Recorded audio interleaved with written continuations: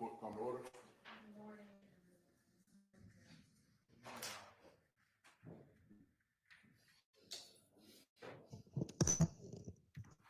Do we have any matters we need to take up before we get the jury in this morning? Okay. Everybody good? Hello, tell me your name. Howell? Okay, you've been with us before? Okay, welcome back. All right, are you ready with your next witness? Yes, Your Honor. Okay. The first witness is outside. Okay. All right, and is the jury ready?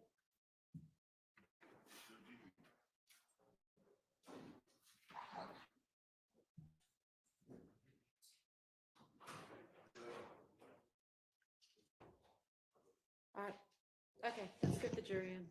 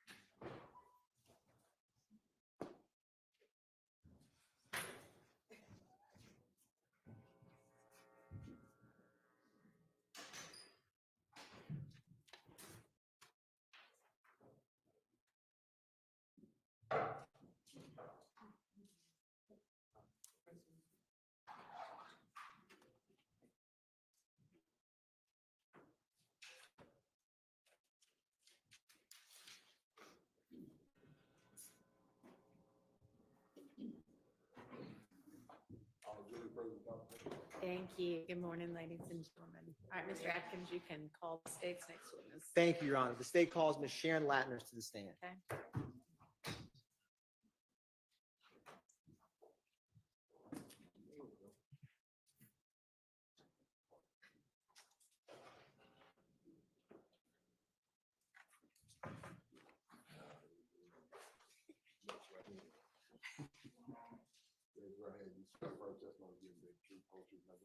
I do.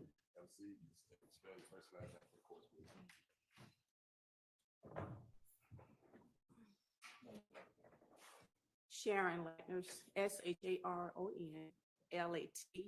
LATNERS. Good morning, Ms. Latner, and welcome back. Good morning. Now, Ms. Latner, I am going to approach with what's been marked as states 1 Juliet Juliet through 1 Juliet Juliet Alpha and Bravo.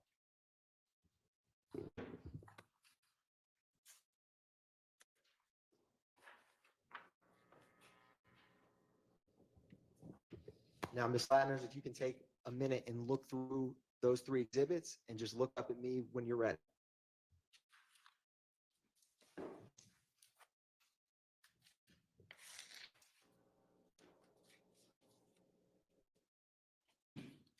Okay.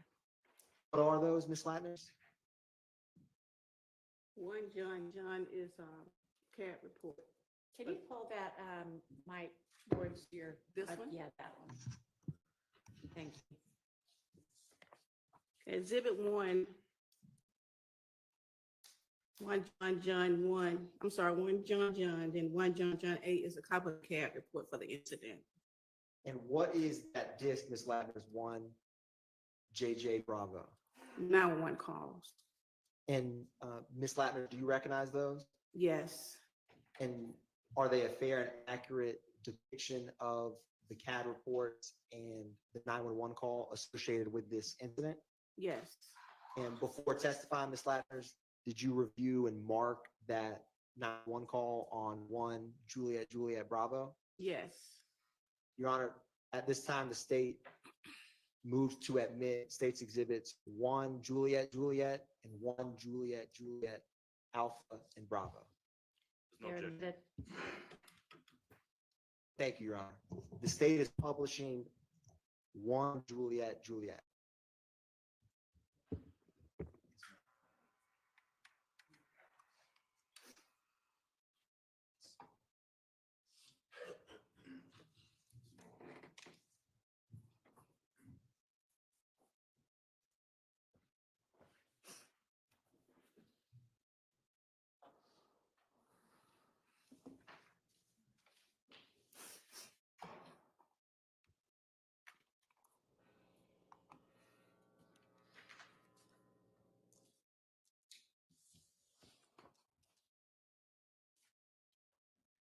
Now, Ms. Latners, what is the incident number for this CAD report? Or what are the last four? you have 0288 and 0292. What is the date of this CAD report? April the 28th, 2015. And for specifically one Juliet, what call type and description was this call? Call came as shots fired. Officer changed it to 86, which is vandalism. The call came in as shots fired, which was a 25. Officer changed it to 86, which means vandalism.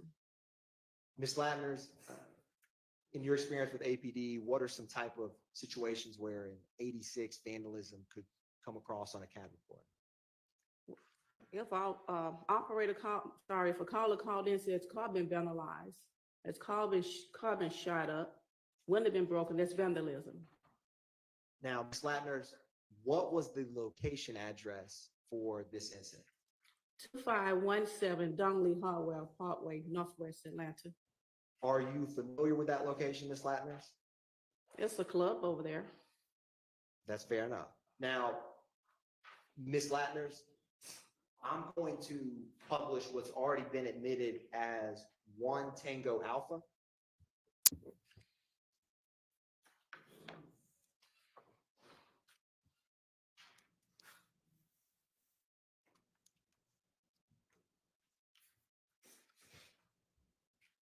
Now, Ms. Latners, a couple weeks back, did you and me talk about one Tango Alpha? Yes, And what is the address of one Tango Alpha? 551 Woods Drive, Northwest Atlanta.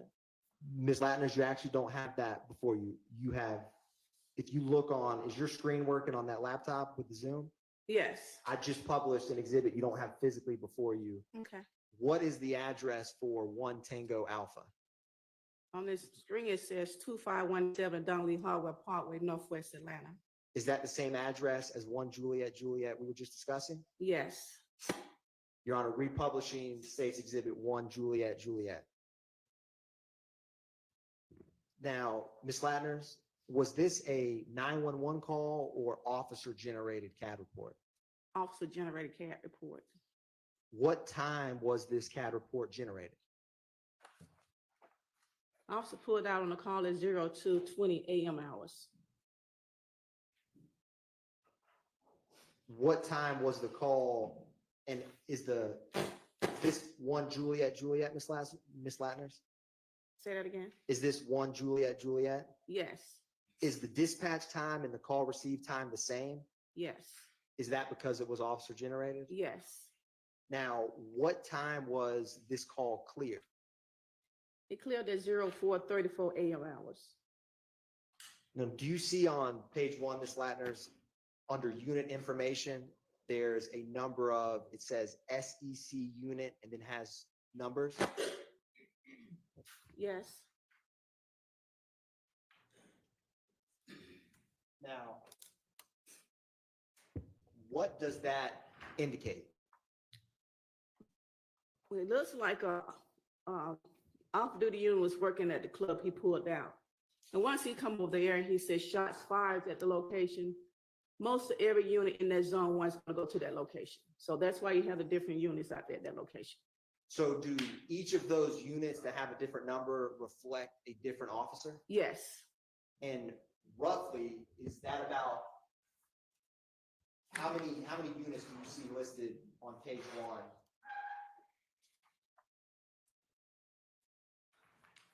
12 units. Now, Ms. Latner's turning to page two. Do you see at the top, does it continue to list different unit numbers that responded? Yes. How many do you see on the top of page two? 5 units. So in total, is it about 17 units that responded to this call? Yes. Now, do you see beneath that, Ms. Latner's, where it has unit times and has a number of codes? Yes. What code is A alpha? That means the unit arrived on the scene, What code is EN en route, and BU? back up. So Ms. Latner's, is page two of this, is this indicating when various officers are arriving or en route to that location? Correct. Now, further down, Ms. Latner's, do you see where, and you had stated to the jury, do you see on page two where it stated that the count was a 25 for shots fired? Yes. And does it list that count changing to an 86 further on in the CAD report? Not on the second page, it doesn't. If you turn to page three, Ms. Latner's, do you see where there's a code for RT? Yes. What does that code mean? That means that the unit is sitting in his car on his MDT running different information, tags, person wanted. And Ms. Latner's, is short on CAD reports is TXT. What is that short for? TXT, Yes, ma'am. that's the information coming back for his MDT And what about LIC? license. Now, Ms. Latner's,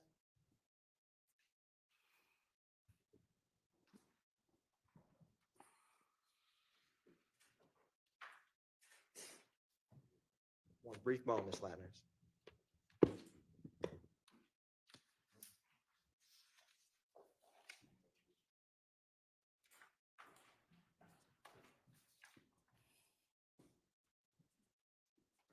So, Ms. Latner, I want to walk through this with you. Starting on page three, you see the time 2:27:57 a.m. on the top of page three. 22750, what? 57. Yes. Can you tell the jury what that indicates? That indicates that the unit is running someone tag. Well, it shows license, I'm sorry, correct, license.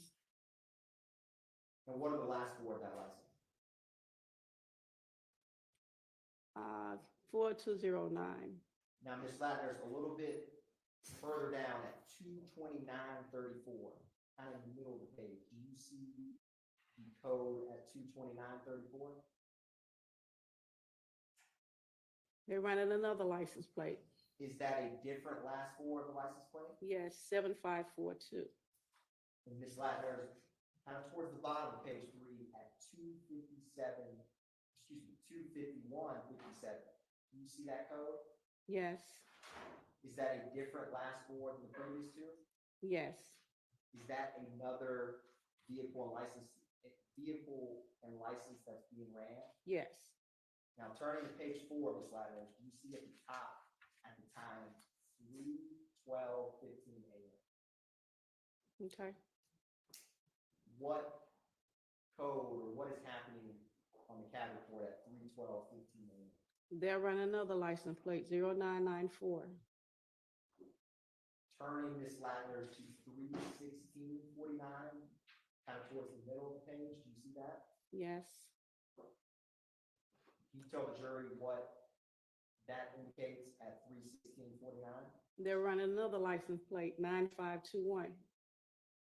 Ms. Ladner's turning to 3:23:49 a.m., kind of towards the bottom of the page. Do you see another code at that time? And they run another license plate, 7271. And Ms. Ladner's finally at 3:40:57 towards the bottom of the page. What is happening at 3:40:57? They're running another license plate, 9843. Now, Ms. Ladner, is that 7, or how many is that 7 license plates that you just indicated were reflected in the CAD report? Yes, Do you see the 4th row above the CAD narrative at 4:34:43 a.m.? 434 what? 4:34:43. Yes, What is occurring at 4:34:43? they did a report on each one of those license plates. They put in code 17. What does code 17 mean? Pull that in. They did a report for whoever vehicles these are. Now, Ms. Ladner, flip it to page 1 briefly. What time was this case cleared? Cleared at 04:34 a.m. hours. Is that the same time as when you indicated they generated a report on page 4? Yes, What does the code DC mean? they just, DC is, distribution, I'm sorry, DC is mean they cleared the call for that 17. Now, Ms. Ladner, do you see a CAD narrative at the bottom on page 4? Yes, What is the first input in that CAD narrative? it shows 78 shots on calls, 67 vehicles shot up at location, What is it? Does it say no 78? no 78. What does that mean? No, look out on the person who did the shooting. And then it says 6 to 7 vehicles shot up at location. Yes, So with the 7 license plates that were ran on scene, is that aligned or not aligned with 7 vehicles being shot up? yes, Ms. Ladner, do you also see the second from the bottom in the CAD narrative on page 4? Is there any related incident numbers to this? yes, it is. What is the last 4 of the related incident number? 0292. And Ms. Ladner's, the very last at 3:51:45, when it says M type 25 to 86. Is that what you were describing of the count changing for the jury? Yes, Ms. Ladner's, I want to turn to, it's at the end of this CAD report for 1 Juliet Juliet. yes, Ms. Ladner's, I want to turn to 1 Juliet Juliet Alpha. Is 1 Juliet Juliet Alpha related to the CAD report we just discussed? yes, Is the last 4 of that CAD the same last 4 reflected in 1 Juliet Juliet that we just discussed? yes. Is it the same? What date is this? April 28th, 2015, Now, what zone and beat are these 2 CAD reports? Zone 1, and they're on beat 109 speed. Now, for CAD report 1 Juliet Juliet Alpha, what is the address? 551 Woods Drive, Northwest Atlanta.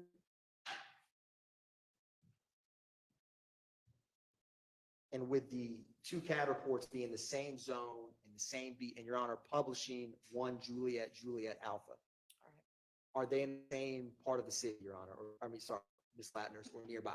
Yes, Was this call, unlike the first call, a 911 or officer generated call?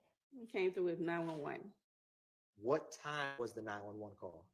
02:20 a.m. hours. What time was the call received with dispatch? Dispatch received the call at 02:21 hours. Now, Ms. Latner is just briefly glancing back at 1 Juliet Juliet. Is this 911 call after or before the officer-generated CAD report we just discussed? A couple seconds after, for the officer generating it. When did officers arrive to this 911 call? First officer arrived at 02:26 hours.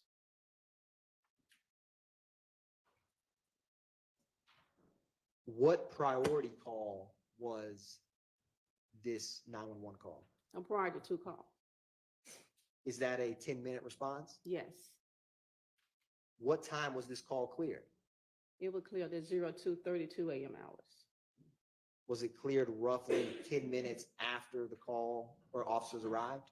Yes, Now, turning to the CAD narrative on page 2, do you see that, Ms. Latners?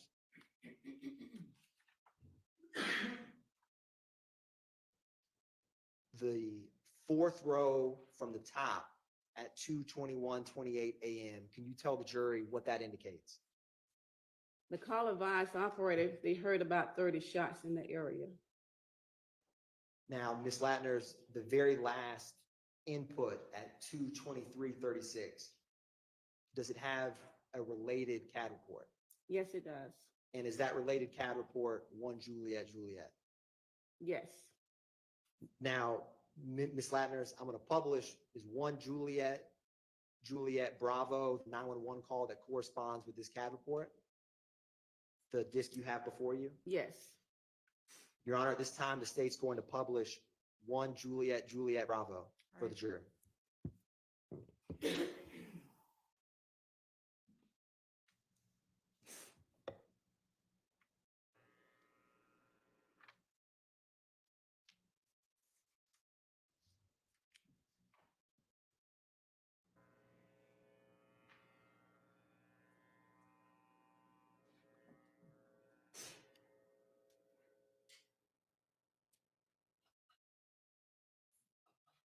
And last night when emergency operator 1287 was the address of the emergency. 551 Woods Drive, Northwest Atlanta, Georgia. But don't come to the Oh, okay, let me verify. 551 Woods Drive, Northwest, right? Yeah, Okay, but do not come, but what's going on? You need the police, fire, ambulance. gunshots. How many? A lot. Like 3. Heard 30 gunshots in the area, 551 Woods Drive? Yes. Okay, but do not come to Woods Drive. Did you see anybody? No. Okay, heard about 30 shots, so, okay, and your name? Don't want to. You don't, okay, that's fine, that's fine. Can I just verify your phone number in case we have to call you back? Just ask a question. 4428567. Okay, 442856734. Okay, hold on one second. Are you near Club Crucial? Yeah. Oh, okay. Okay, all right, ma'am. I think we've already had that reported, but thank you for calling, okay? Okay. Thank you now. Bye-bye.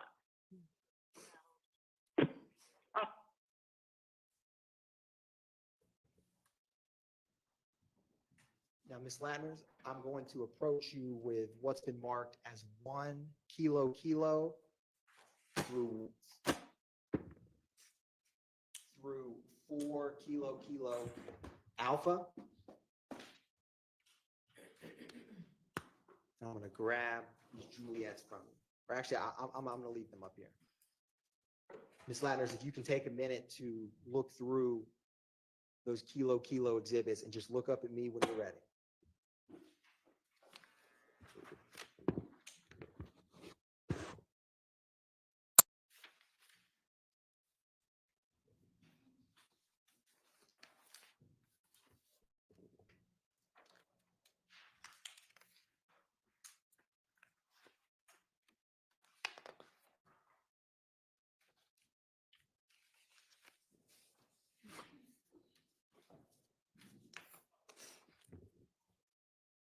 Ms. Latners, what are 1 Kilo Kilo through 4 Kilo Kilo Alpha that I just gave you and you just reviewed? CAD reports from April 28th, 2015.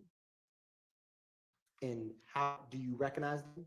Yes, Is one of those a disc? yes, Is there any significant markings on that disc? my initials. Were you able to listen what's on that disc before testifying here today? Yes, And Ms. Latner's are 1 kilo kilo through 4 kilo kilo alpha, a fair and accurate depiction of the CAD reports and 911 call for this incident. yes. Your Honor, at this time, the state moves to introduce into evidence 1 kilo kilo,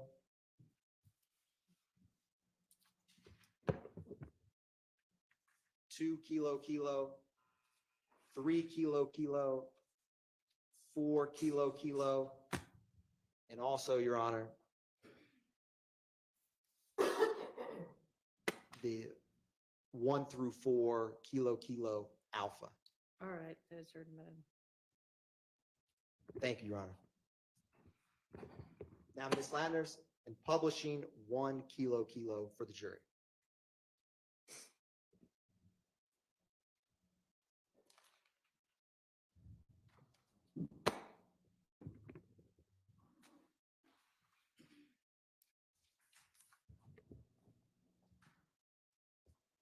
Ms. Landers, what is the date of this incident report? April 28th, 2015. The same date as we just discussed? Yes. What is the location of this call? 1291 MLK Drive, Northwest Atlanta. What type of call was this? Shots fired. What is the zone and beat? Zone 1, 105 speed. And Ms. Latner's, for the record, what is the incident report for 1 kilo kilo? 151180455. Ms. Latner's, was this a officer generated or 911 call? 911 call. What time was this 911 call generated? 0403 a.m. hours. Now, Ms. Latner's, if you glance at 1 Juliet Juliet, is this 911 call after or before those? After.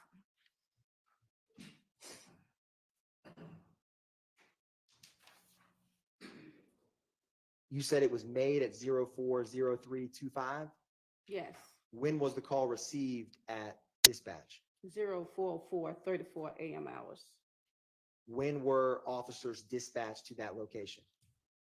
0405 a.m. hours. And when were officers cleared from this scene? 0412 56 a.m. hours. Now, Ms. Latner's, do you see at the bottom with the CAD narrative? Can you describe what at 4:04:34 a.m. for the jury, what that indicates? Caller advised he heard he heard shots fired in the area. Does that indicate that the caller heard 8 shots fired in the area? Yes. Now, Ms. Latner's, at the top, do you see the disposition for this CAD report? It shows code 12 and also say CCAD 0462. And does code 12 signify that there's some type of investigation? Yes. Ms. Latner's, do you have before you 1 kilo kilo alpha? Or already admitted, Your Honor, the state's going to publish 1 kilo kilo alpha.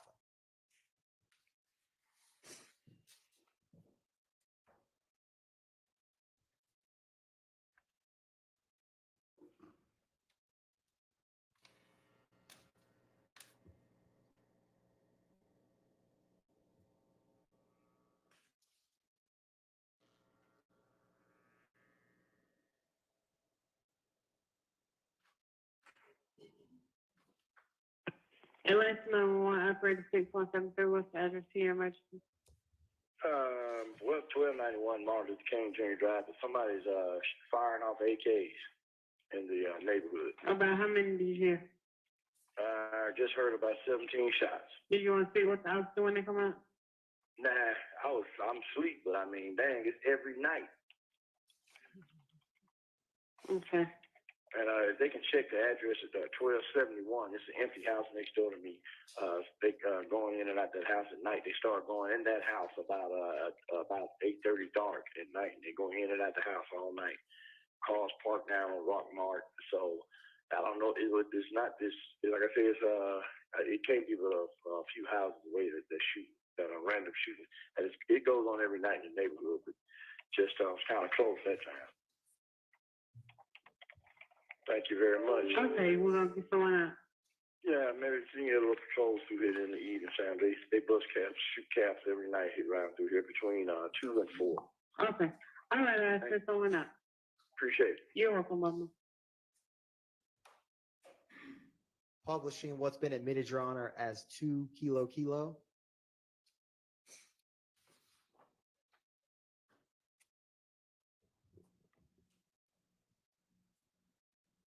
And Ms. Latners, with all of these kilo exhibits that we're discussing, was there, how many total CAD reports do you have before you? 4. And were all 4 of those related to the same incident? Yes. Ms. Latners, in 2 kilo, what is the incident report for this CAD report? 151180456. Was 1 kilo, did that end in 455? Yes. Is this 456? Yes. And Ms. Latners, when CAD reports come through APD, do they get incident numbers in sequential order? Yes. So this is the next incident report after 1 kilo. Yes. What is the location for this incident number? 1469 Mill Street Southwest.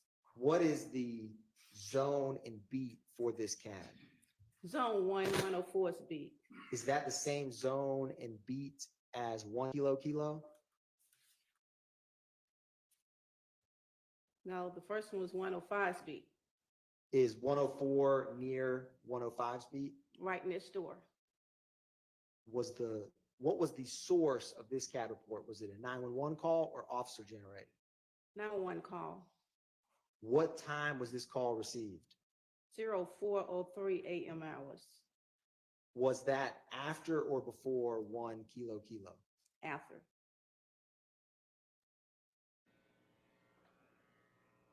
What type of priority was this call?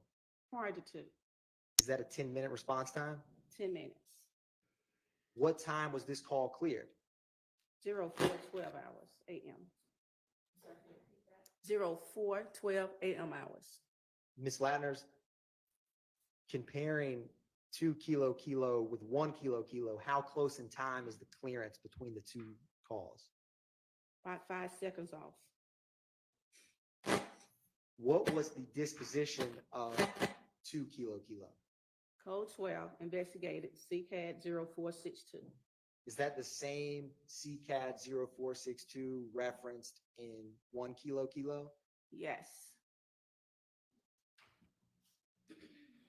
Publishing, Your Honor, 3 kilo.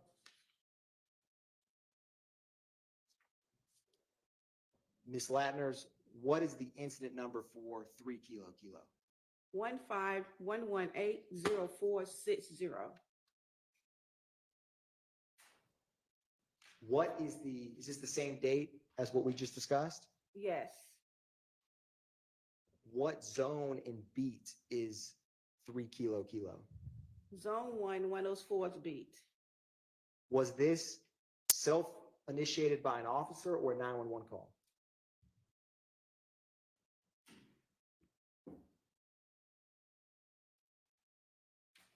It's 911 call. Now, Ms. Latners, what time was this call received? 0406 AM hours. How close in time is the 04, 06, 07 hours to 1 and 2 kilo we just discussed? Couple of minutes off. Ms. Latners, what time was this call cleared? 0408 AM hours. And turning to the CAD narrative at 4:06:07 AM, can you explain for the jury what that indicates? Received a call, call advised several shots heard in the area. And Ms. Latner's turning to the top, what is the disposition for 3 kilo kilo? The 911 canceled the call, dispatch canceled the calls because all of it was related to the first 2 calls. And she marked as CCAD 04620456, since all in the same area as 104's beat. Is that why, Ms. Latner, the call was canceled 2 minutes after this 911 call was generated? Correct.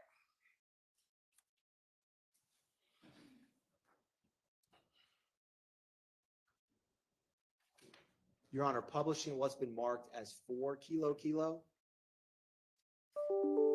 Ms. Latner's looking at 4 kilo kilo. What is the incident number for 4 kilo kilo?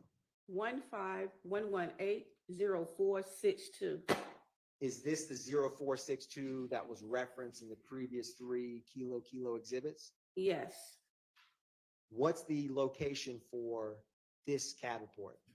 1428 Adele Avenue Southwest. What zone and beat is 1428 Adele Avenue Southwest? Zones 104's beat. Is that the same beaten zone or the neighboring beaten zone for the previous 3 CAD reports? Yes. And what was the source of this CAD report? Was it 911 call or officer generated? 911 call. What time was the 911 call made? 04:05 a.m. hours. What time was the 911 call received by APD dispatch? 04:06 a.m. hours. What time were officers dispatched out to that call? 04:07 a.m. hours. What time was this call cleared? 07:04 a.m. hours.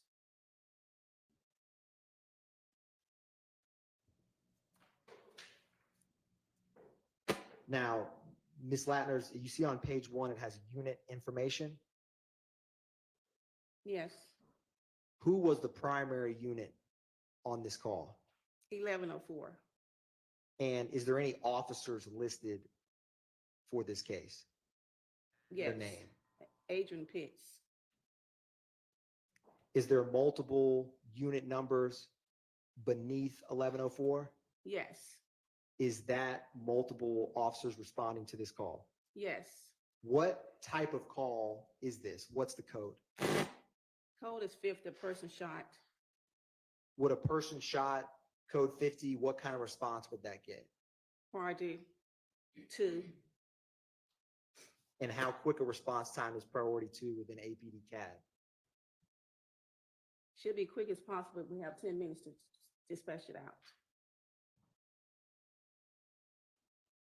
Now, Ms. Latner, do you see on page 2 the CAD narrative at the bottom? Yes. Can you describe for the jury what is indicated at 40628, the third from the top? Advised female shot, female grazed by bullet. What is after female grazed by bullet? College State, someone shot up house. And Ms. Latner's 2 beneath that at 40740, is it reference a related incident number we've already discussed? Yes.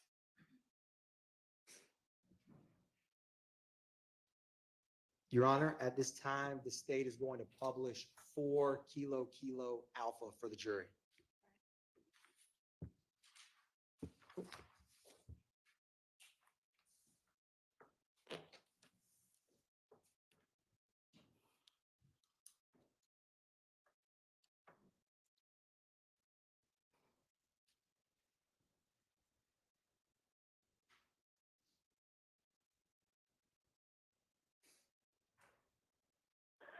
Put that weed out. I'm going Atlanta 911, operator 6587, what is the address of your emergency?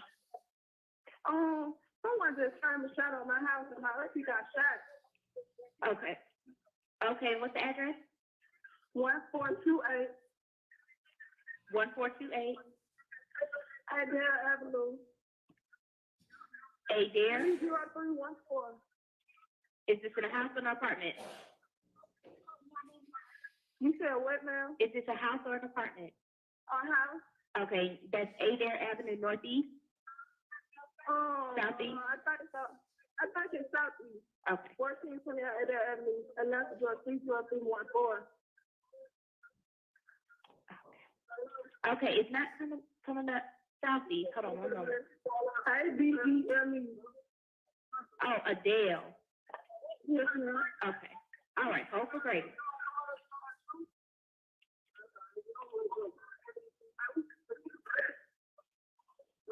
Mama told my clean her.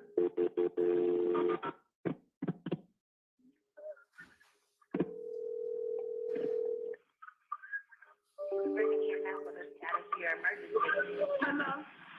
This is Randy EMS with the emergency. 1428. Okay, repeat that one more time. Okay,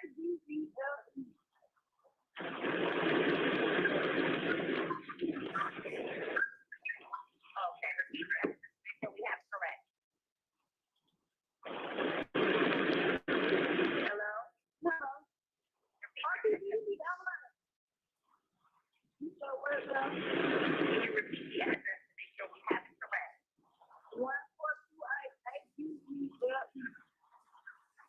Avenue. All right, apartment or private house? A house. What's the phone number you're calling from in case we're disconnected? 404-203-4683. All right, and what's your name? Diamond. Okay, Dr. Can you tell me what happened? Oh, I was just, when I woke up with gunshot, people, somebody just told me they were shooting up the house. Okay, was anyone shot? Yes, ma'am. Okay. Are you with the patient right now? Oh, she's lying in bed. Okay. Are you with her right now? You said what, ma'am? With her right now, Doctor? Yes, ma'am. Okay, how old is she? She is. She didn't get the bullet didn't go through. She got straight. But she didn't. See how you got this away?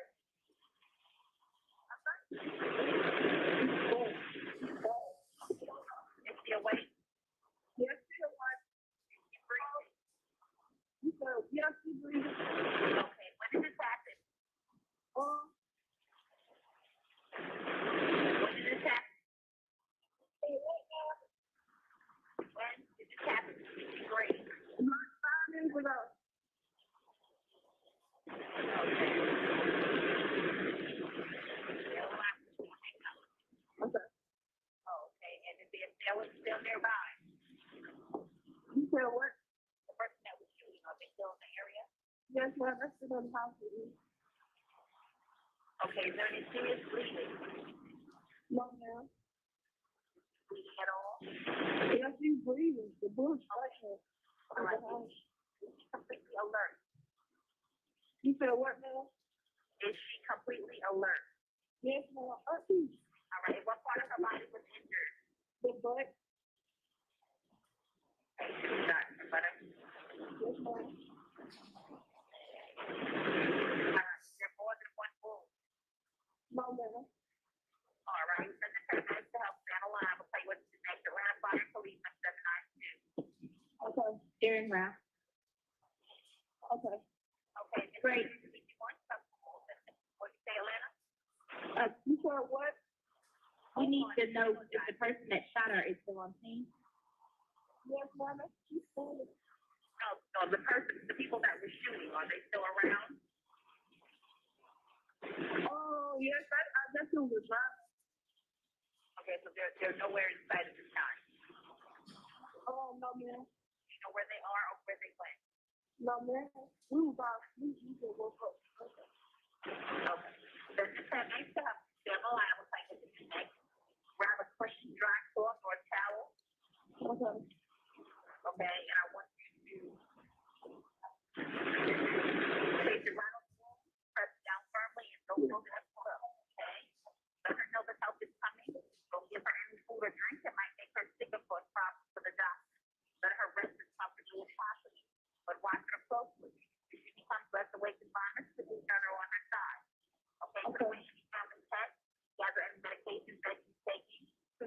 store. Stood on the outside light and talked to one of the paramedics. Okay. All of that for further instructions were on the way. Okay, the police is already outside. So that's all right. Okay. Okay. Sure.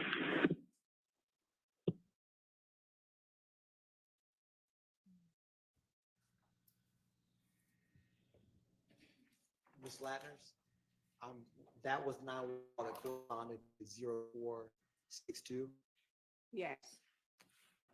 Ms. Latners, I'm going to approach you with what's marked as 1 Lima Lima, 1 Lima Lima Alpha, and 1 Lima Lima.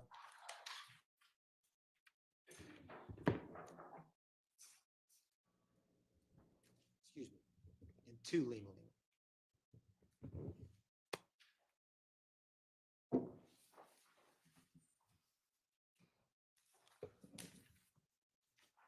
Ms. Latners, just take a minute, and look over those exhibits, and just look up at me when you're ready.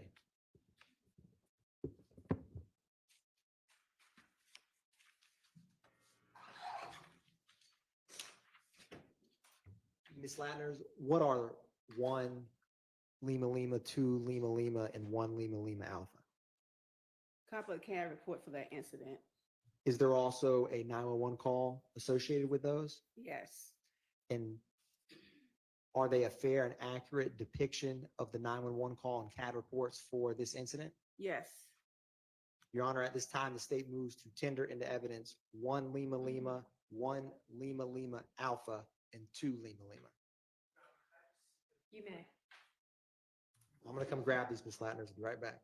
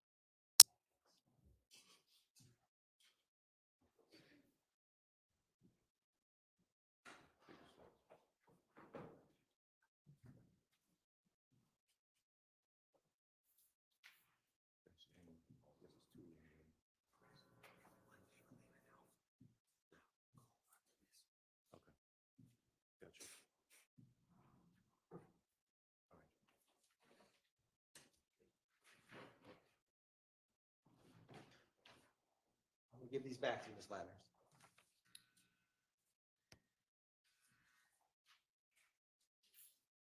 So was there objection or did y'all just need to see them? Okay, all right.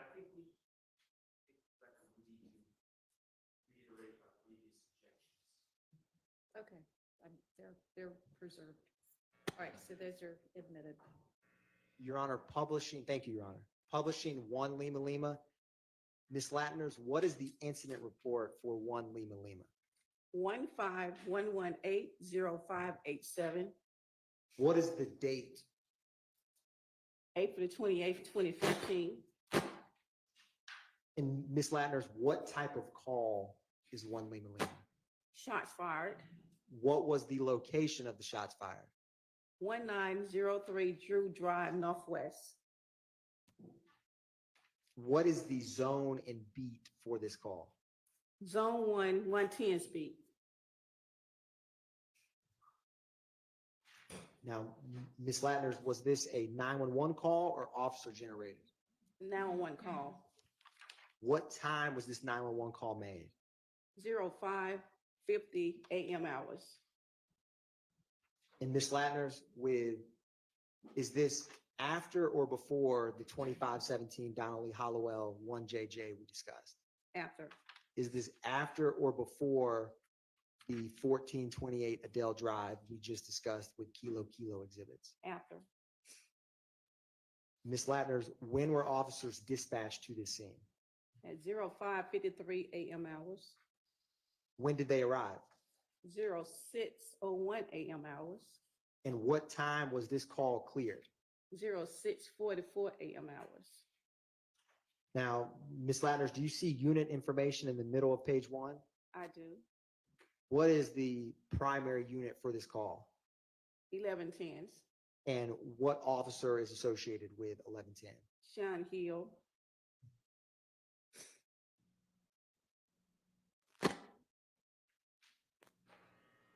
Now, Ms. Lattners, turning to the CAD narrative,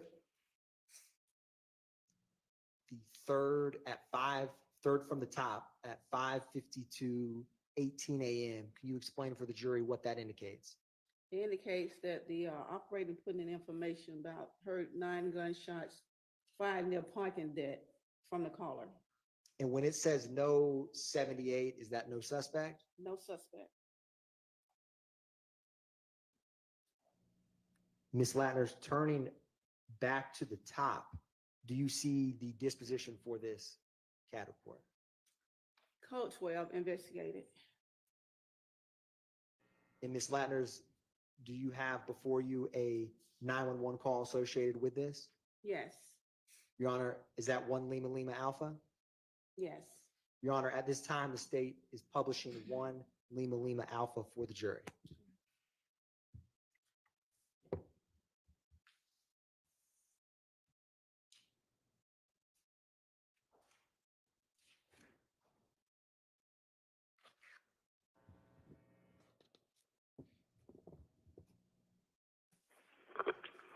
Atlanta 911, operator 6544, what's the address of your emergency? I said 1903 Drew Drive. 1903 Drew Drive? Yes. Do you need police, fire, ambulance at that location? I think it'll be the police. Okay, what's going on there? I just woke up and I just heard about 9 gunshots. Okay, can you tell me which direction you think it's coming from? It came from a parking deck.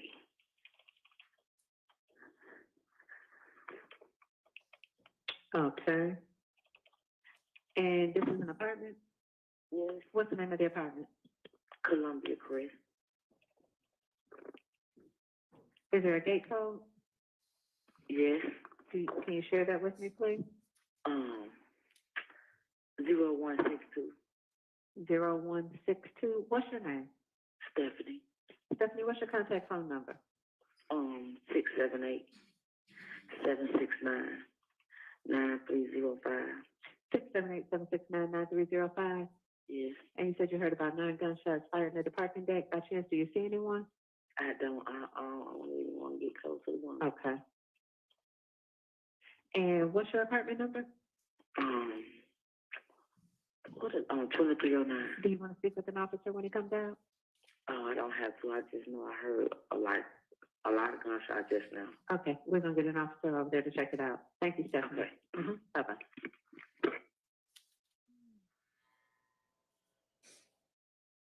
Publishing 2 Lima Lima, Your Honor, and Ms. Lattners, we're going to talk about 2 Lima Lima.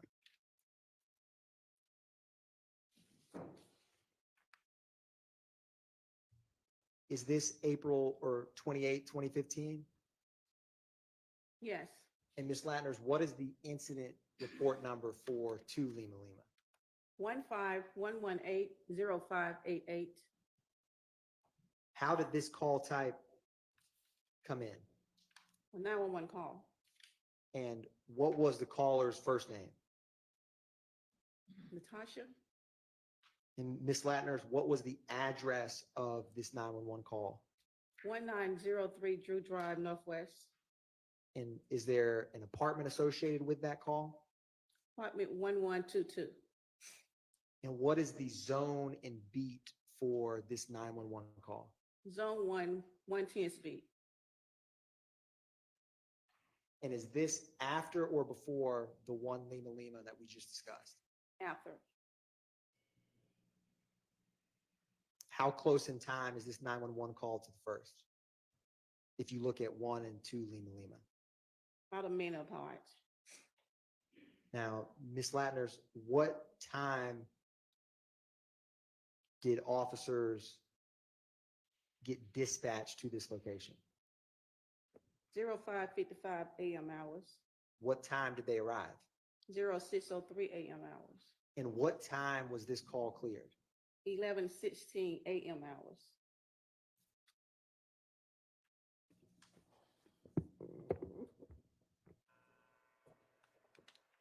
Now, Ms. Ladders, do you see in the middle under unit information?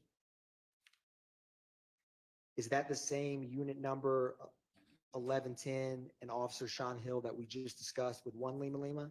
Yes, So did that officer respond in relation to both of these calls? yes.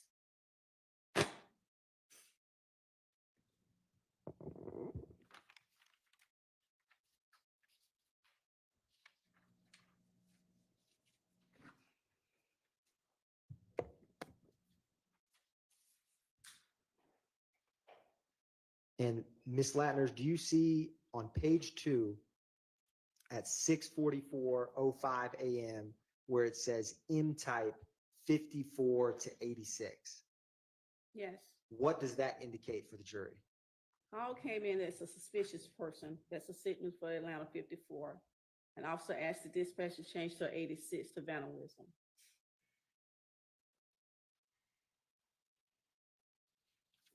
One brief moment, Your Honor.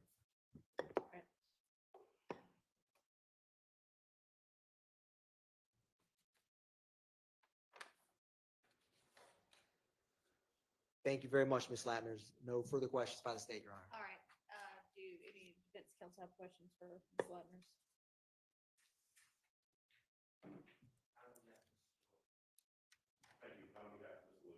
All right. All right, Ms. Latner, thank you for your time. You are excused. Call your next witness.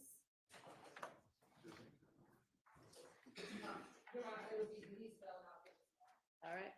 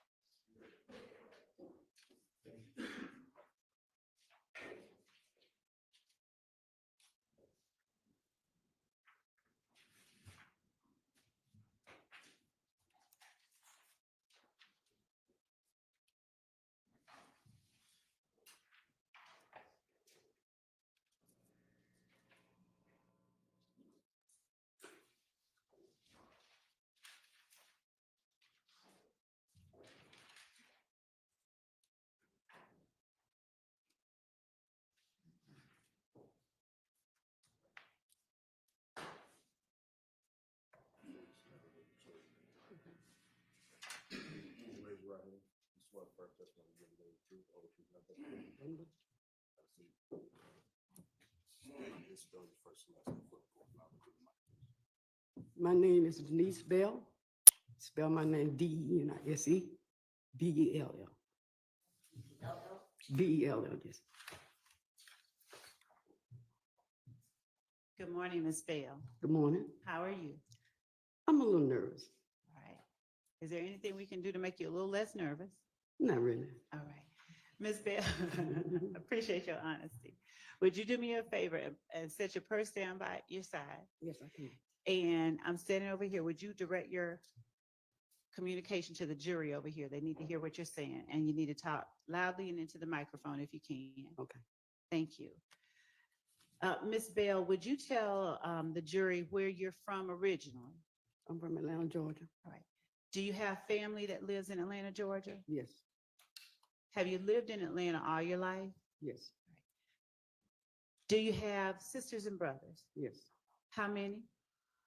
I'll say 5. Um, Other than me. and one of them, does one of them live at 1428 Adele Avenue? Yes, Have you ever lived at 1428 Adele Avenue? Yes, And is that in Fulton County? yes. How long did you or has your family, you and your sister, you or your sister lived at 1428 Adele Avenue? I mean, she may have been there 25 years and I was like maybe 13 years. She's been there 25 and you 13? Yes, How'd you come to live at 1428 Adele Avenue? that's a good question. Thank you. Some kind of way I had to move from where I was Mhm. living at, and I asked her, can I come live with her? And she said, yes. Is this sister of yours older or younger than you? She's younger than me. Would you describe for the jury what kind of structure 1428 Adele Avenue, what kind of house does your sister have? It's a nice family home, nice family home. Is it a condo, townhome, or a standalone? It's a home, Standalone house, Right. single family? yes, Is it brick, siding, something else? brick. How many levels does your sister's house have? I'm gonna say 3. And when you walk into the door, just from outside, which level do you enter? You enter on the 2nd level. Okay. And do you or your sister sleep on, Different levels, yes. okay. Would you describe for the jury or tell the jury, I'm sorry, who all on April 28, 2015 lived at that house? It had to be my sister, Mhm. one her daughter, Okay. and me. And you. Would you tell the jury a little about yourself? Do you have children? Yes, How old are they? my oldest will be 48 in next week, and my baby is 47. Did either of your kids live at 1428 Adele Avenue? No. In April? No. All right. Your sister, how many kids does your sister have? She has 4. Would you tell the jury first the name and then the age of the 4 children that your sister have? Your Honor, I'm going to object as to relevance. Your Honor, this is the address that the jury just heard about. Age of the children. I can approach as to why I'm doing it that way, but I have a reason and it is relevant. All right, I'll give you some leeway. Thank you. Would you tell the jury the name and age of your sister's 4 children? I think the twins, which is Diamond and Daryl, maybe 27 now, And that would have made them, what, 18 in I 2015? suppose. Okay. And what's your sister's oldest child's name? Stacy Adams, and she's 40. She's 40. So she would have been, would she have been 31 in April of 2015? I'm thinking yes. Does your sister have a son, Philip Collins? Yes, Does Philip Collins go by the name Philo? yes, And would Philip Collins have been around 25 in April 2015? I will say so. Did your other siblings have children? Did your other sisters and brothers, did you Yes. have other nieces and nephews? Yes, ma'am. All right. Did any of those other nieces and nephews at any time during April 2015 live at the house with you and your sister? No, Did your sister's children, the 4 you just named, Philo, Darren, Diamond, and Stacy, did either of them live at the house besides Diamond in April 2015? no. Did they visit the house regularly? Well, you know, they come by because they want to eat, and I cook a lot for everybody. You know what I'm saying? And it's delicious. Would you describe for the jury the area of Atlanta that, let me be more specific. Do you know where the Atlanta University Center is? Yes, Is 1428 Adele Avenue down the street from Morris Brown College? I wouldn't exactly say down the street, but it's not far Okay. from the home. And is it also close to Spelman, Morehouse, Clark? Yes, And also, please describe in the best way that you can the neighborhood that 1428 Adele Avenue is. it's a wonderful neighborhood to raise your kids in. You know, it's a wonderful neighborhood. It was not, we felt no danger or anything. It's a nice neighborhood. Is it mostly houses like the one you and your sister lived Yes. in? I can object as to relevance, Your Honor. Overruled. Does the house itself sit off of of Adele Avenue, or is it in a subdivision? Well, it's just a street with houses, you know. How often did your sister's children, either Philo, Darren, or Stacy, visit? Objection as to relevance. There's,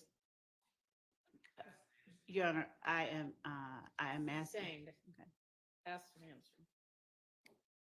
Out of all your nieces and nephews, did you have any other nephew who was 18 in April of 2015? No, Okay. And did any of your other nieces and nephews visit your home at 1428 Adele Avenue as often as Cecilia's children did? no. Would Cecilia's children visit at least once a week? Yeah. Leading. But I was trying to be. seeing the relevance of this right now, so you said you'd get to it. We are. Okay, thank you, Judge. Ms. Bell, do you remember April 27th and 28th of 2015? Yes. Why do you remember that date range? That was the day that I was shot. Could you lean into your mic and speak a little louder for this jury? That they was hear the you? day that I was shot. All right. On that particular day, do you remember what day of the week it was? I want to say a Monday. Okay. It was started Monday but it probably ended up Tuesday morning. All right. And did the day involve anything of note before you got shot? Did anything happen? No, everything was fine. All right. Do you remember who all was at the house that Monday? I want to say, I guess, it's me, Cecilia, and her daughter. All right. Did you all have any kind of concerns for your safety that day? Not at all. Do you remember about what time you turned in for the evening? Well, I usually go to bed kind of late. What's late for you? I want to say 12:30, Okay. something like that. And was that particular night any different than any other? Did you go to bed about 12:30? Yes.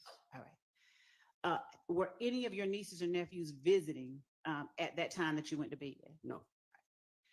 Would you describe for the jury where inside the house your bedroom was? I'm going to say, like from this desk to that door. The door at the back of the courtroom? Yeah, that door. And so would the door represent the front door of the house? No. What does the door represent as far as the house The goes? desk would represent the front door. This would be the front door. And so with where you are being the front door, the back door is your room? I want to say, no, not the back door. No, I mean The the back door- door of the courtroom. Yes. Was there a straight shot from your room to the front door? Yes. Did anybody else stay or sleep on that same level with you? I think her daughter, All right. And where did your sister sleep? she slept upstairs. Okay. Now, at the time you went to bed, describe from the time you went to bed to the time you remember something happening. Well, we really didn't do anything, but sometimes we sit up and talk, stuff like that. But we really didn't do anything. I might have had a drink or two before we went to bed, but other than that, other than that, What was your drink of choice? vodka. All right. Did you have it in the kitchen or did you have it in your room? I had it in my room. All right. Was it next to your bed Yes, on the floor? yes. All right. So tell the jury, once you went to bed, if you got up at any point before 6 a.m. What do you remember happening from the time you went to bed? Oh, well, the time I went to bed, anything really happened. Okay. Until the doorbell rang. All right. When the doorbell rang, what'd you do? I answered the door. Do you remember about how many people were at the door? No, I don't. Was it family or strangers that were at the door? Well, I would say family because I wouldn't open the door at 3 o'clock in the morning for a stranger. Was your, fair enough. Was your sister's 18-year-old son one of the people that was at the door? It had to be a sibling, yes. Yes, it was. Okay. And were the other people with your nephew older, younger, or around the same couldn't age? say. I don't know. Didn't know. You- I didn't even see them. Okay. Your Honor, excuse me, I'm sorry. Could I have the witness pull the microphone a little bit closer, please? Yeah, I don't know if the Your Honor, actually, problem is it doesn't move, it's stuck. I maybe I need to move a little closer. I think that this one has.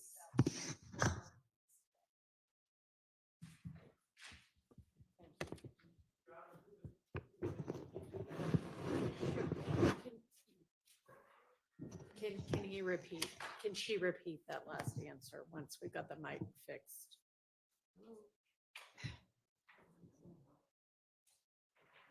Try the one on the, well, that one's plugged in. Does anybody have a mic they can donate for a minute? I'll give her mine. I can talk loud. I'll give her mine. If that's okay. Okay. That's fine. Miss Bell, I'm gonna give you my microphone, and if you could just lean into my microphone, and I'll move these back just so we don't have feedback. All right, why don't you push that mic down towards your mouth? I'm a light speaker. I used to didn't be, but I am now.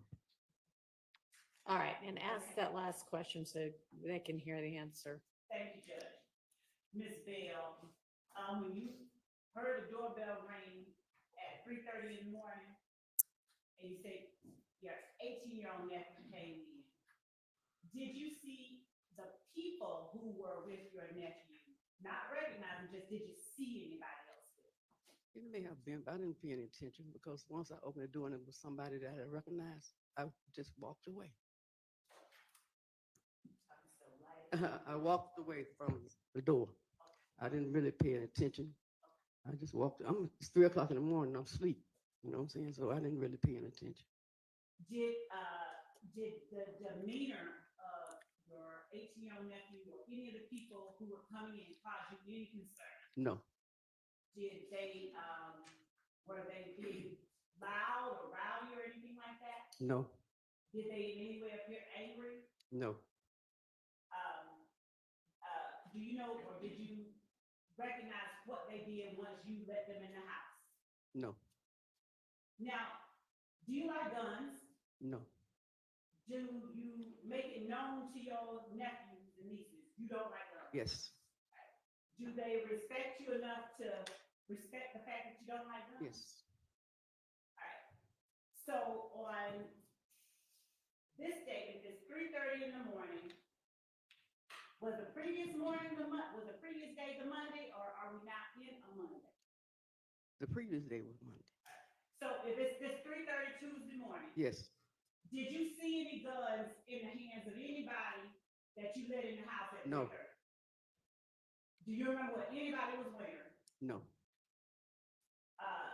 Was there any room on the level that they came into that you saw them go in the direction of?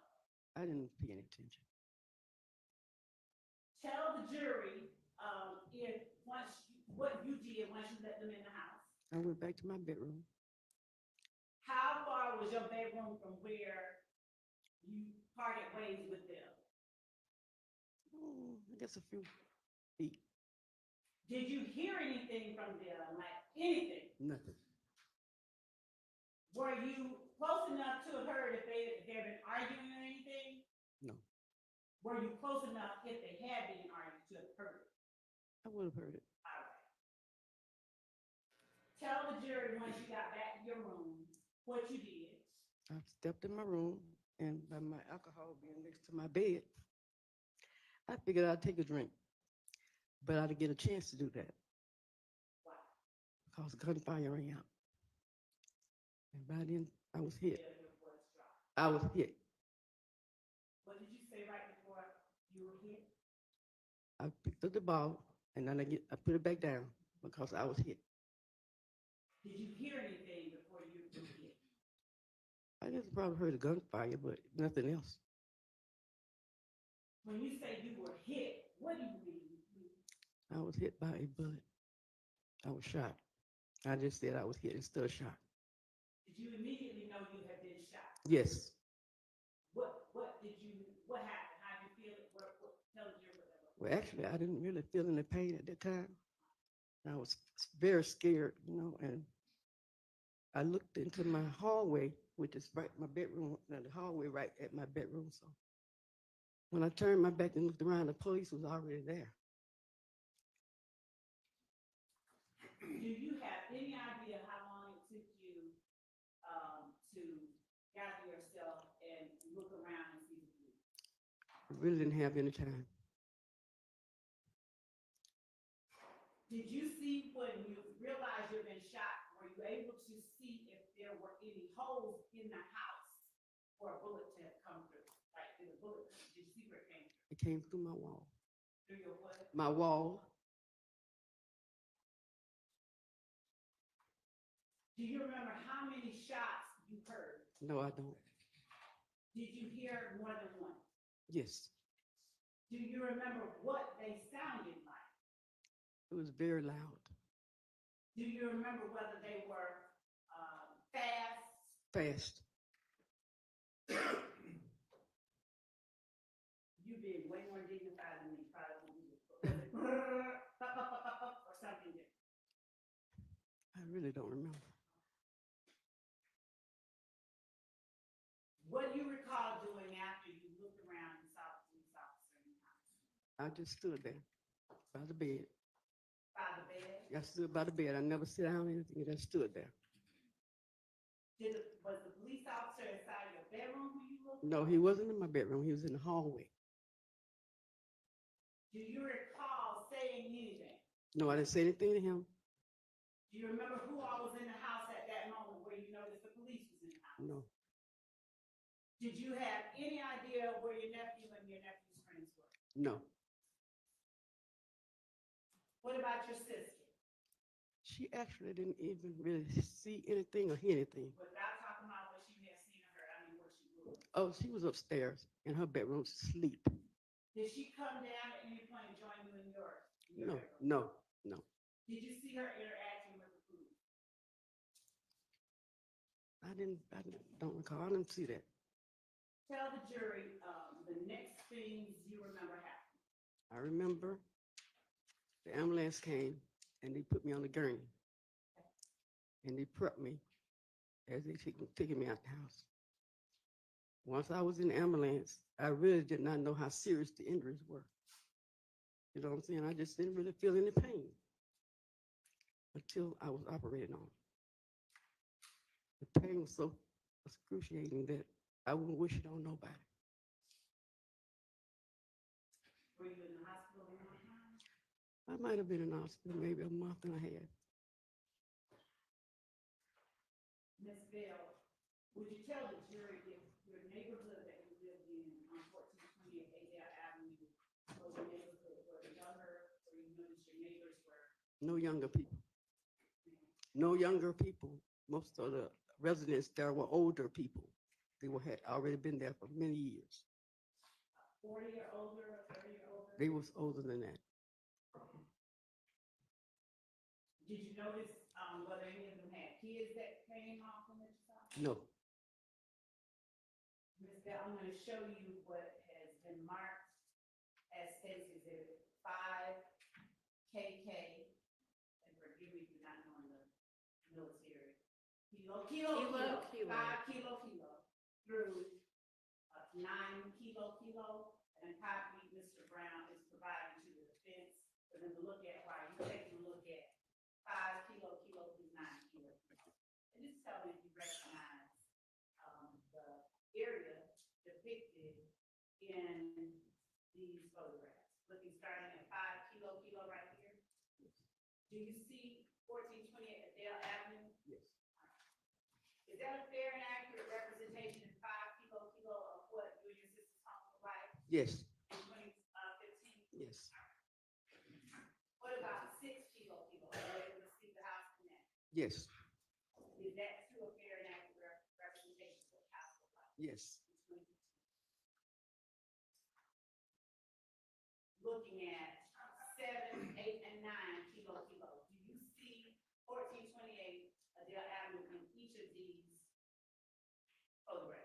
Not in this one. Okay. But, and this one is 8 kilo? Yes, All right. What about 7 kilo? Do you see y'all's house in that? yes, Does it look like it did in 2015 and 8? yes, What about in 9 kilo? yes.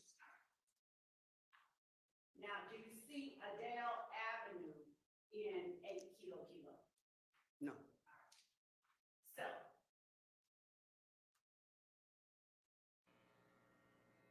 Would 5, 6, 7, and 9 kilo aid you in more clearly telling and testifying to the jury about where things were, like your room and the holes or whatever you saw in the house were located on April 28th? ask me that again, I understand you.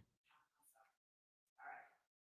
Do you see anything different about the house at 1428 Adele Avenue in these pictures than the way the house looked in April 2015? No, Your Honor, state sentence 5 kilo, 6, 7, and 9 kilo as evidence. All right, admitted without objection. Ms. Nye, are you able to help us publish? Okay. Starting with the court's permission, may I publish 5 May. kilo?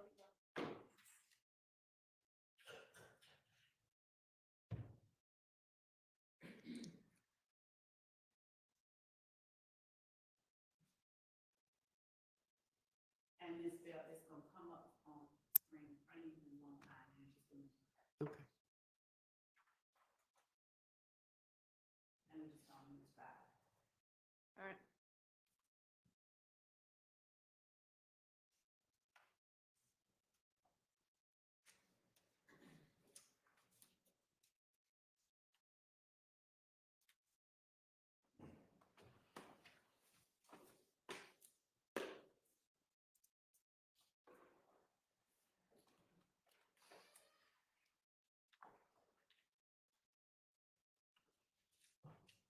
Once we blow it up, do you see where that arrow is in 5 kilo? If we could blow it up a little bit more. And would you describe for the jury which of these houses is 1428 Adele Avenue after we get gray box out of the screen? The one with the cars in the driveway. And would you tell the jury, are you able to describe for the jury where the front door of the house is? The front door would be right there where those bushes. Who put the arrow over the bushes? That's the front door. And is that the door or is it a different door that you answered at 3:30? That's the door. And does that door face Adele Avenue? Yes. In relation to that door, would you describe which side of the house your room was on? Straight. Straight through. back? Yes. Were you ever able to see how many bullet holes ended up being in y'all's house that day? I wouldn't say I seen it that day. I mean, later on, were you able to see how many bullet holes? Yes. Approximately how many did you see? I never counted them. Was it more than 3? Yes. Do you know if it got up to as many as 10? I'm not sure. Do you know if that house had any bullet holes in it before? No, ma'am. that day? Can I have a tissue? Yes, ma'am. I'm sorry. Thank you.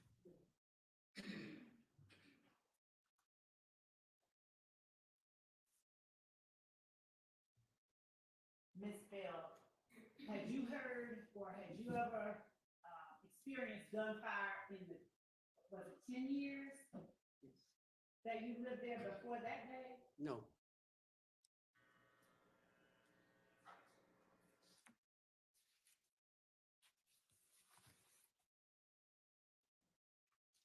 Did you know, or did you call 911? No. Do you have any memory of who, if anyone, called 911 in your house? No. Do you remember talking to anybody?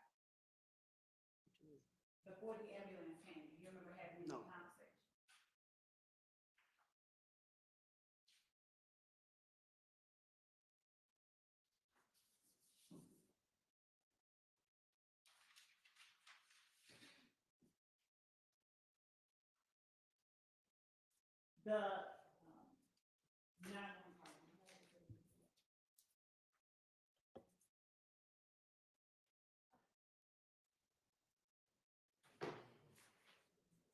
And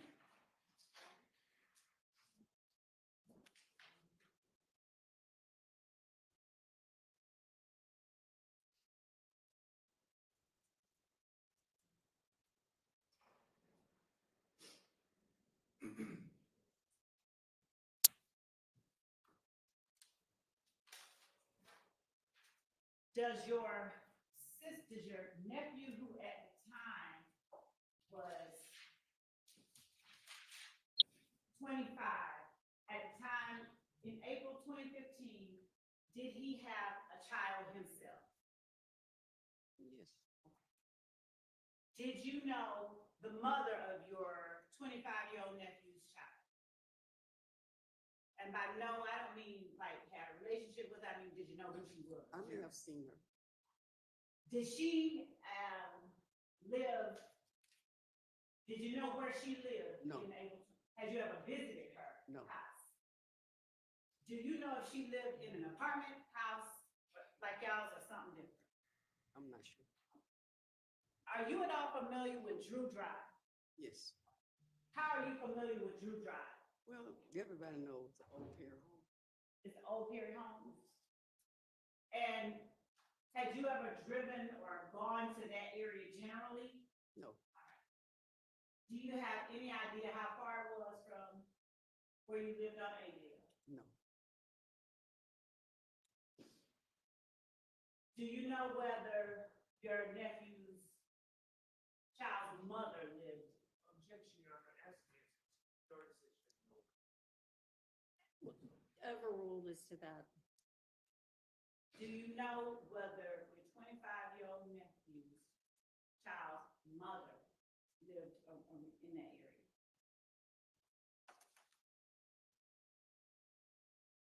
No, I didn't know. When you say you didn't know, you're talking about in 2015? At that time, no, I didn't. Do you now know whether she I lived? did everything else. And in April 2015, can you tell the jury today, in April 2015, did your nephew's child mother live on Drew Drive?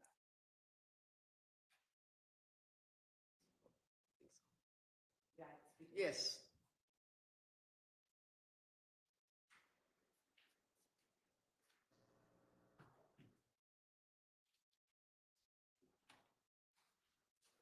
Did you drive at that time? No. Did your sister drive? She drives. Now, the cars in the driveway of States 5KK, are those, that's not your car? Is No. that your car? No. All right. Is that your sister's car? No. All right. Do you remember what kind of car your sister drove? April 28, 20. Pacifica. Pacifica? Yes. Is that a van, Chrysler Pacifica Yeah. or something? Okay. Do you remember what color it was? It was like a blue. Blue? Yes. Any idea of whether it was dark, light? It was like blue. Okay.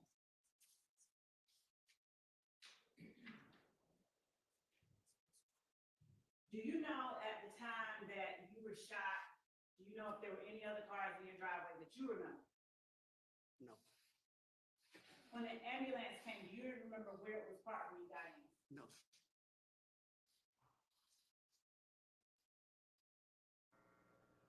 Did you ever see any shell casings outside the house? No, I didn't. Did you ever see any bullets inside the house?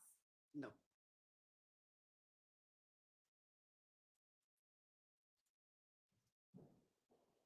Are you able to tell the jury where in the house you saw a bullet hole? Generally speaking, not necessarily exact places. I'm gonna say a picture window, which we call a picture window. And that's old, but it was a picture window in my bedroom wall. Do I have, is a picture window like over the sink in the kitchen or something? No, the picture window, is the first window, when, First one. at the front door. Thank you.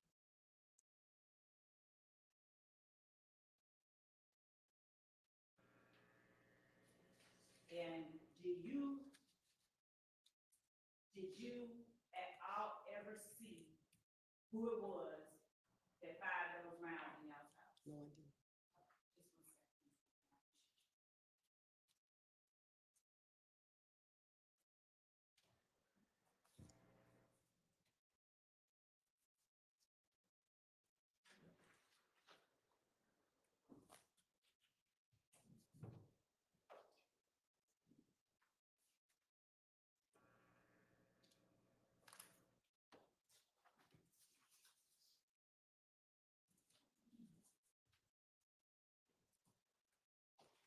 I'm gonna place for you, Ms. Bell, what's already been admitted as Stacy's exhibit. 4 KK, 4 kilo alpha. And if you could tell me if you recognize the voice of the person speaking first after the option.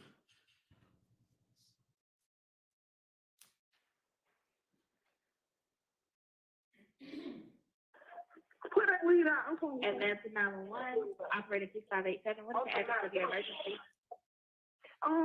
Someone just turned a shot on my house and my auntie got shot. Okay. And stopping at 14 seconds in. Do you, without saying any names, do you recognize the voice of the person? I think that's my niece.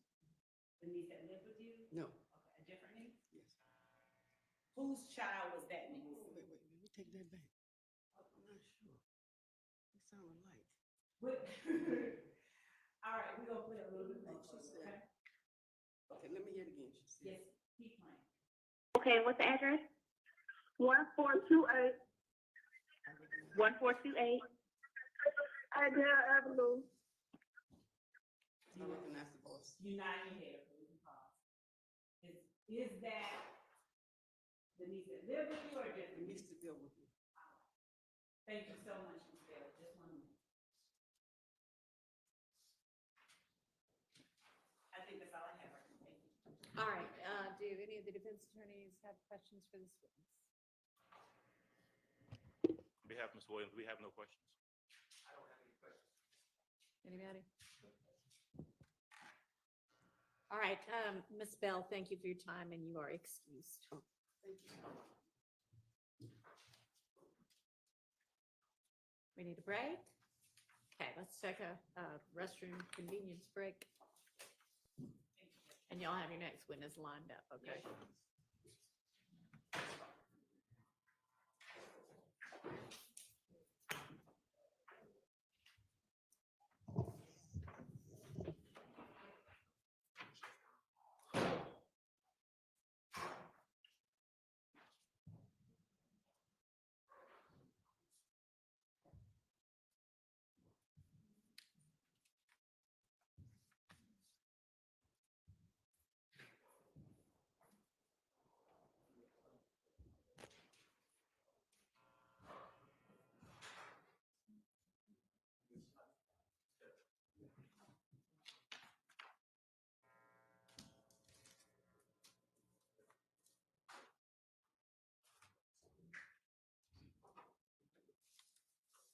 I'm not sure where Mr. Atkins went, but I just wanted to make sure that the redactions that we talked about previously on those CAD reports got made. I will forward the information up. So talk to Mr. Atkins about that since those were exhibits he used. Yes, Your Honor. All right. Anything else? Ma'am? Did somebody else say something? Okay. All right, let's take our recess, be back whenever the jury's back. 10 minutes or so. Madam Court, we're approaching to give you this exhibit that got admitted. Okay.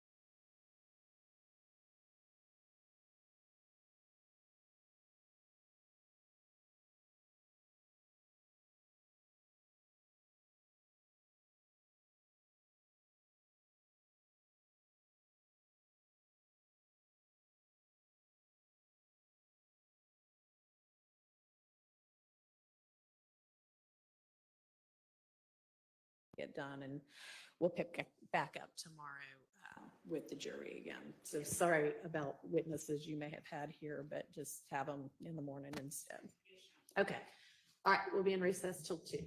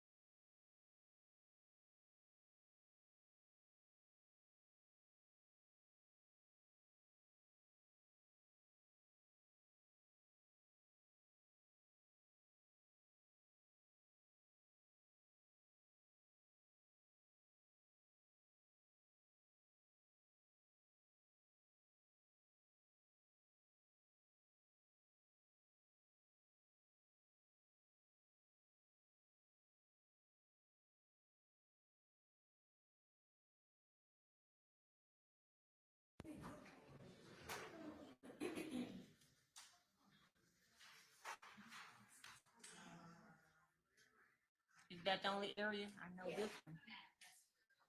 Okay.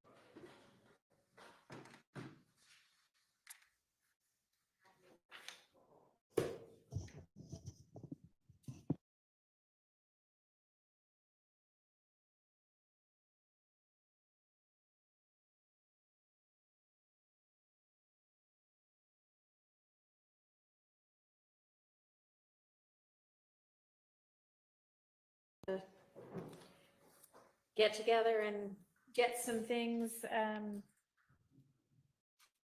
settled to get on the same page with exhibits and things? Do With- we have any kind of?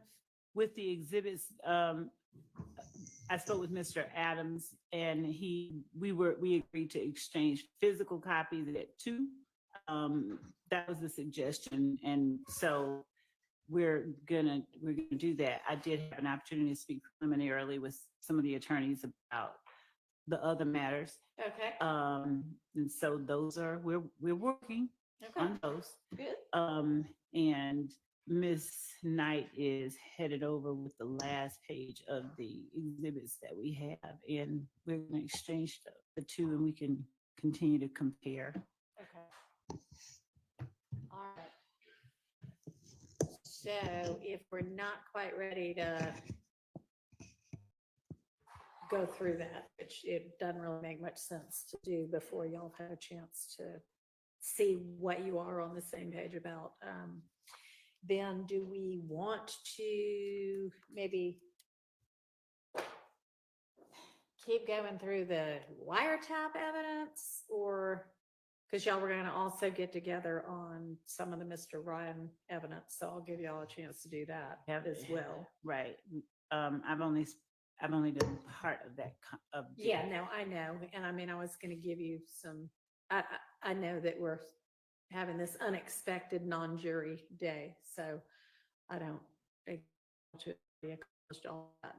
I don't want us to just waste time since we're here already.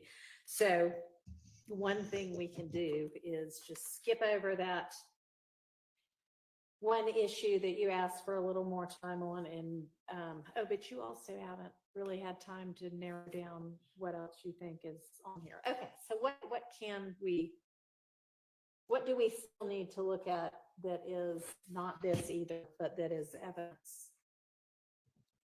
I didn't think about that. I'll let them respond.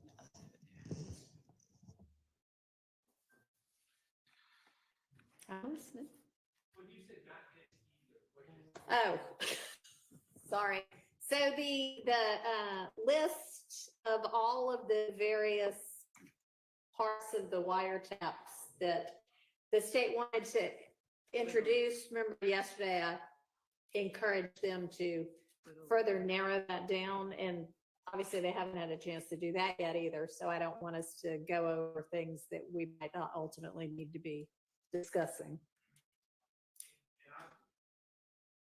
I'm just putting this on the radar. I don't have any anticipation that the state is ready to do this today, but I'm just, for my periodic reminder, there's issues with my client's cell phone was extracted, and there's issues with any texts or any information extracted from my client's cell phone.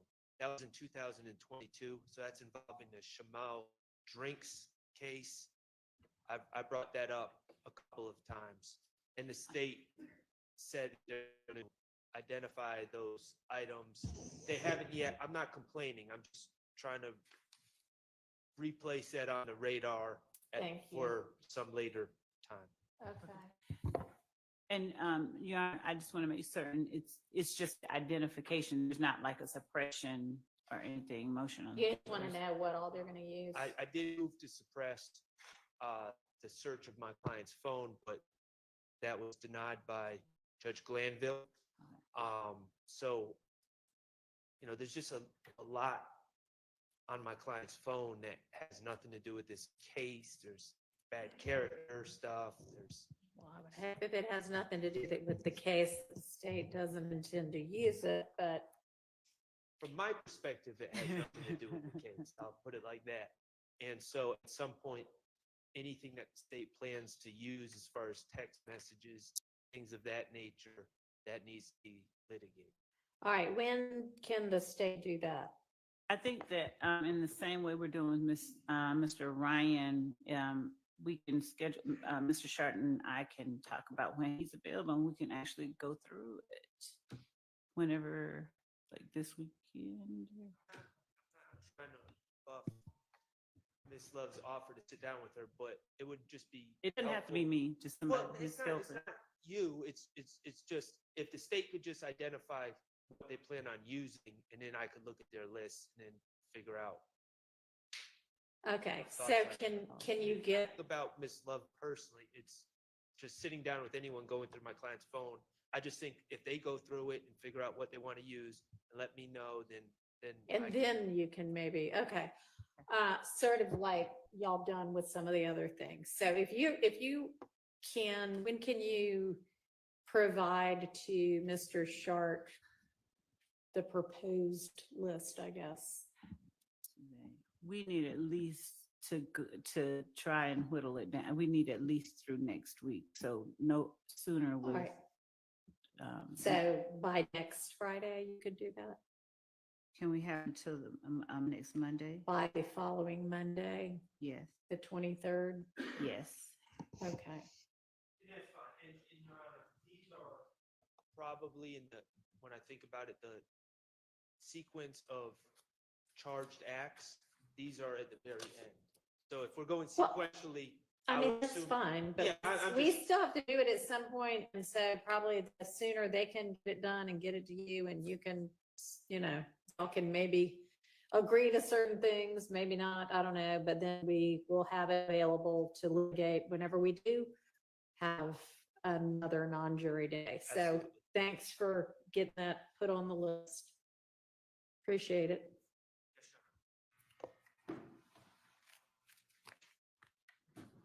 What else are we gonna still need to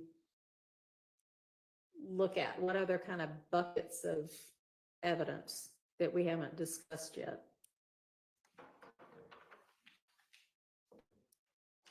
The wiretap. Phones.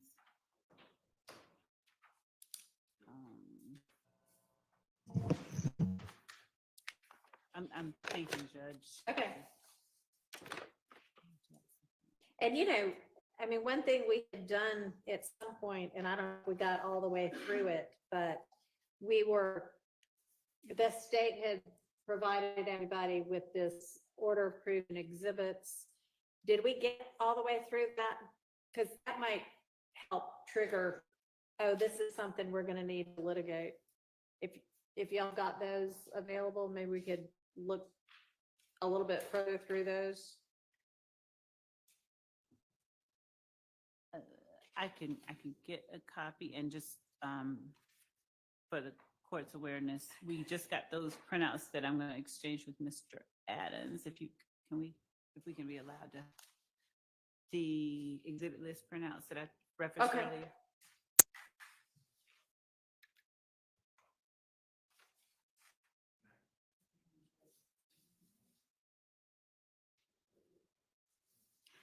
Yeah, I don't think we'd gone all the way through this.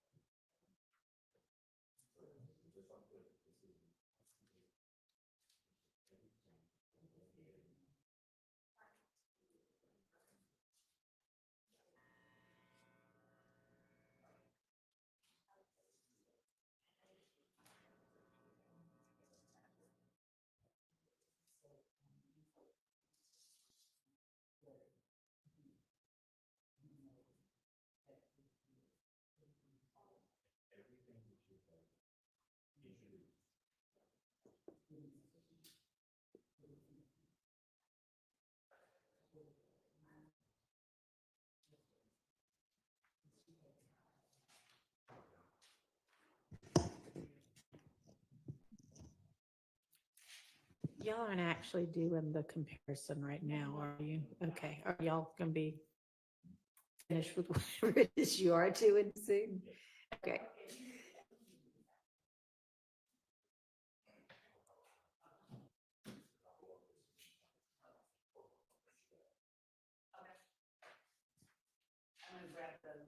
Okay.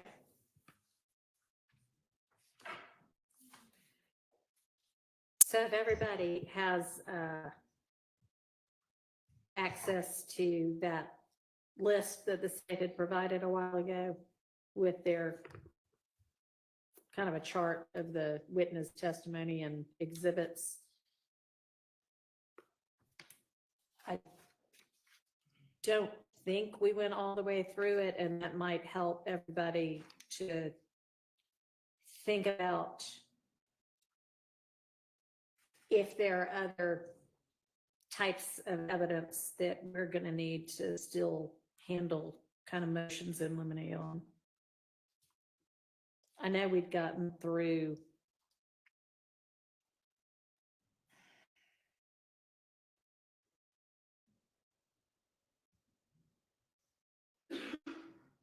at least proposed witness 24,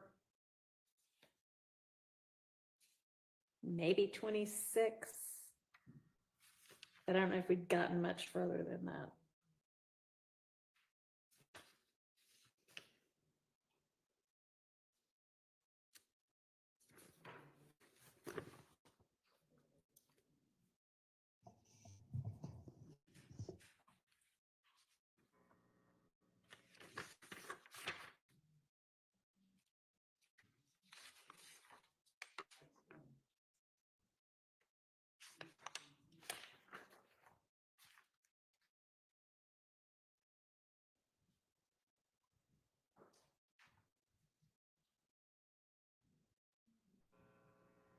Let me know when y'all all have it.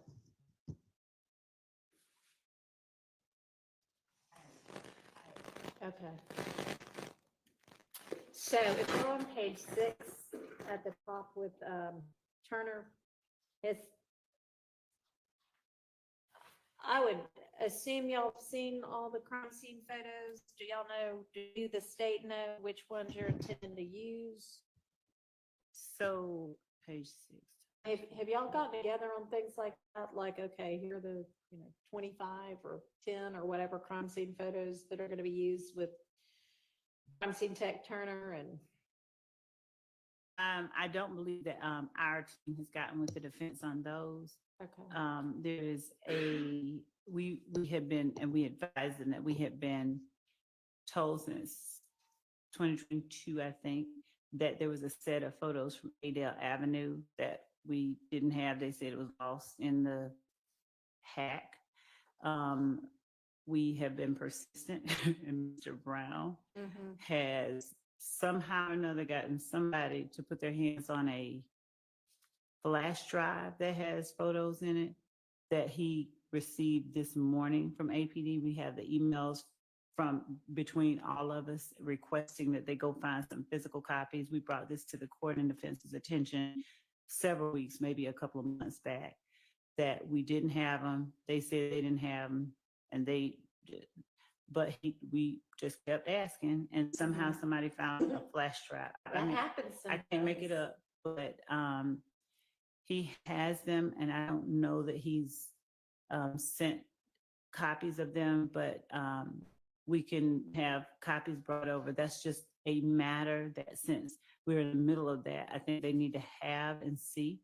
Okay. And so we'll bring that over as well if it's not already been sent over via a link. It may have been sent over via a Dropbox link. Okay. But we've not yet gone over the individual pictures and told the defense which ones we will and will not use. I can get the prosecutor who will be Mr. Brown. I can get him over here and we can have a conversation with a member of the defense, just one, so they can share that, because he's already taken those out and just made that decision. Can you have a member of your team go ahead and reach out to him, and can he maybe come over today? Yes, and yes. Okay.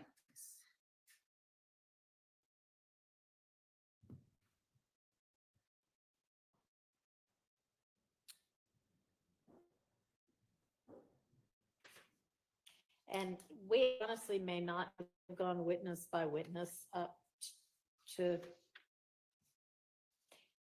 page 6. So if you look back and see something on the first 5 pages that we haven't covered yet that y'all feel needs to get litigated, let us know.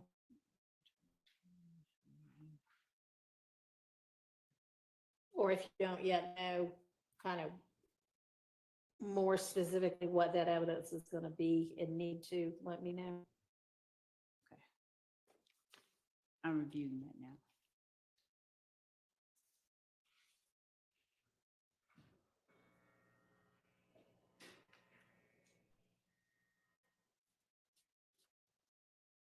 And for all of the photos, like with Miss Bell today, you introduced, I think, 4, but you only used 1. I mean, to the extent, you can continue that sort of thing where it's not cumulative, then that's fantastic. Okay. Thank you for doing that. Yes, you're welcome. Thank you.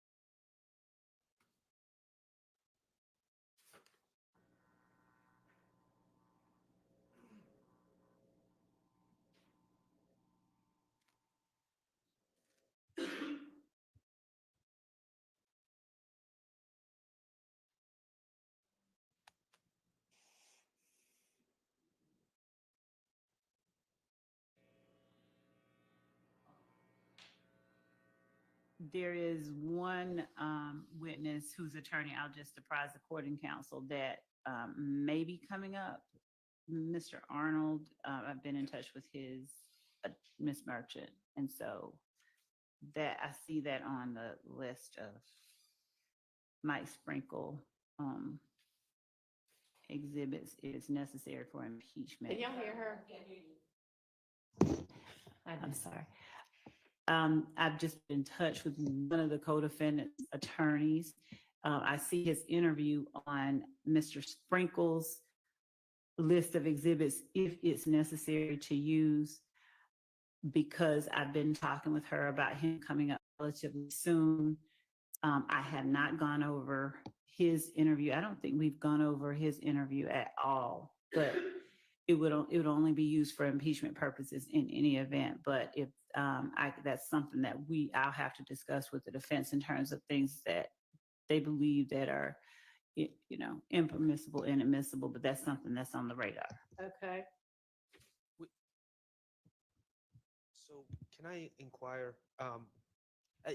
And I believe I'm looking at the same document as everyone else. For number 8, Michael Sprinkle, it says jail calls, pictures of infinity, social media, and interviews. When we're saying interviews, Mr. DA Sprinkle is kind of a unique witness in this case because he's a DA, but he also, I think it's fair to say, he fulfilled a certain investigatory role mid-investigation. However, he wasn't sitting, when it says interviews. Let's get some clarification on that. Are these interviews that Mr. Sprinkle conducted of people, or what are these? Yes, and it's also detailed in the report that we provided that he gave that 146 page report. So there are interviews that law enforcement conducted in 2015 and 16 that he would not have been a part of as a result of further investigation that he did. He would have gone out to speak with some of those same witnesses again. And those are the only ones that he would be speaking to. Okay, so the state Interviews that he was in, like it says 2017, like for impeachment if I don't necessary. see a 20, are y'all looking at a different? That's what I'm wondering, because I don't see specific, it just says interviews. I don't see a date or anything. Okay. Maybe if you've got a more detailed exhibit and witness list by now, maybe share that with us. I do. It has some notes. on Okay. here, but I will say it out loud if that's okay. Okay, yeah, no, that's fine. So ours just says jail calls, pictures of infinity, interviews, social media, doesn't specify. Thank you. And I thank Mr. Shard as well for that, bringing that to my attention. So the Quamarvious Zachary 2017 interview, if necessary, the Martinez Arnold 2017 interview. Okay, so my concern was simply this. We're on the same page that he's not going to be commenting on interviews that he simply reviewed to bring himself up to speed before beginning his work. It doesn't sound like it. Okay. These are interviews that he was a part of. Right. Okay. So maybe interview, maybe not the best word, but If he conducted it, if he was a part of it, then for impeachment purposes, he would be the one that would be impeaching the witness if necessary. And would be only for witnesses that have already testified in Correct. cases. Yes, okay. ma'am. So he's actually a little bit out of order. Well, no, I guess not. I don't know. So Arnold, Zachary, and whom else? We have Kenya Morton, if we call her. She has been listed as an alibi witness for Mr. Okay. Kendrick. So we may just let him put her up, but we haven't. She's on here, so we can still discuss items within that interview that may need to be dealt with or redacted. So that's 3. All right, but yes, so these would be only after they testify and for impeachment. Absolutely. If you don't just use the interviews to impeach them while they're on the stand. Right. Okay. And then, do we know whose jail calls? We have Mr. Arnold's, Mr. Bradford's, Mr. Stillwell's, Mr. Sledge's. I think we have dealt with the ones from Mr. Sledge while he was. We dealt with the one, I think, that we were dealing with Mr. Sledge.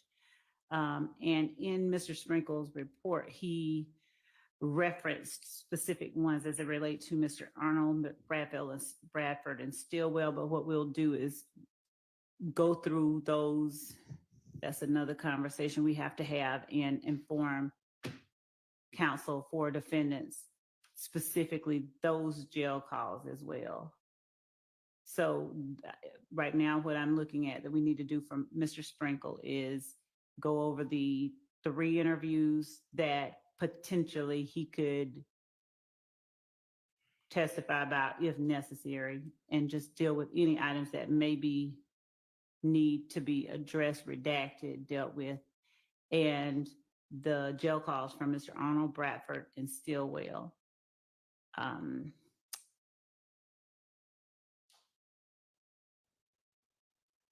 I think we also had social media pics, but I think we got Mr. Bradford's social media pics in through Mr. Copeland. And we also got the social media pictures regarding Mr. Kendrick in already through one of the witnesses that have already testified. So outside of that, and I think we also got the post with Mr. Garlington and Mr. Williams with the "we're not going back and forth" in already.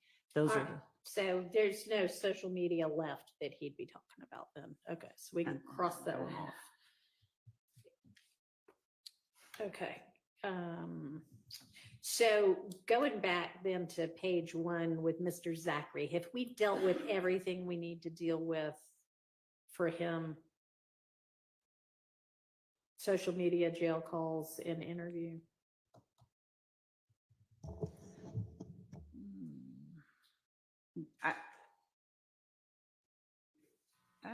Let me check our bucket that we've provided. Hold on. I can answer for the interviews. We have reviewed the interviews on the cursory level for bad character, those sorts of things. Now, my stance is that those out-of-court statements should not be played unless there's a proper foundation. So, of course, we still have that issue, and that won't be resolved until we hear what Mr. Zachary's testimony is. But we have reviewed those statements. I thought for so. The other stuff. And jail calls and social media, yes or no? You on the 2017, March, I believe, 3rd, 2017 interview of Mr. Zachary. There was one part that the Honorable Court, I think, redacted that I would like you to reevaluate if it becomes necessary. I understand it's all premature, but there's one section on one page that I would like to, I plan on, if it's ripe, cross-examining Mr. Zachary on it and then impeaching him if he says something different. Okay. I could give you a page Do if you you know want. what day was this that week in August that we had the non-jury week that we would have reviewed that stuff? Okay. Your Honor, would the court please allow Mr. Steele to just tell us the statement or generally a summation of which one he's talking about? Yeah, I'm sure he would do that for us. All right, I see Zachary's social media postings. We went through all of that.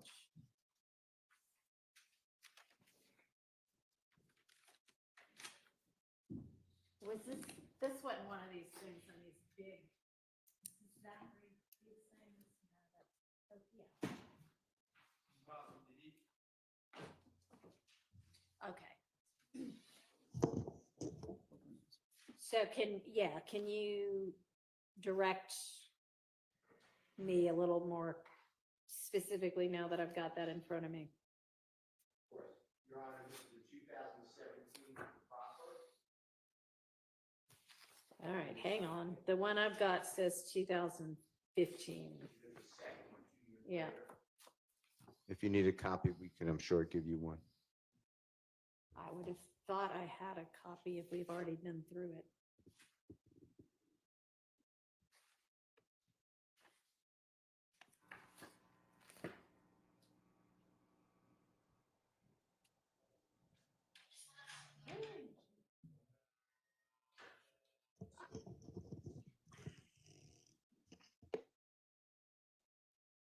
Maybe I just looked at it online. I don't know.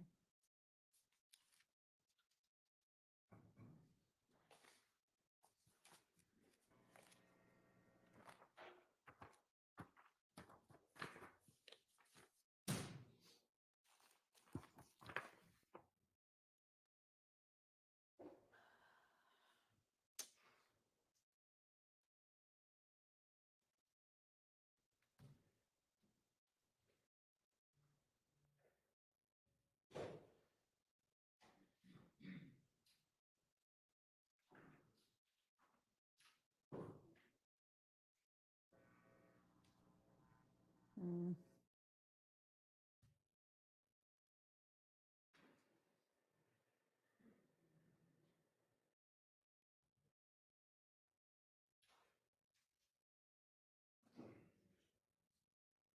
Would this have been in one of the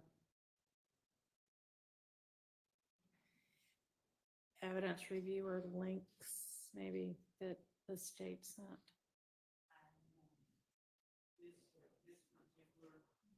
Interview was not on evidence reviewer. Okay. It was, what's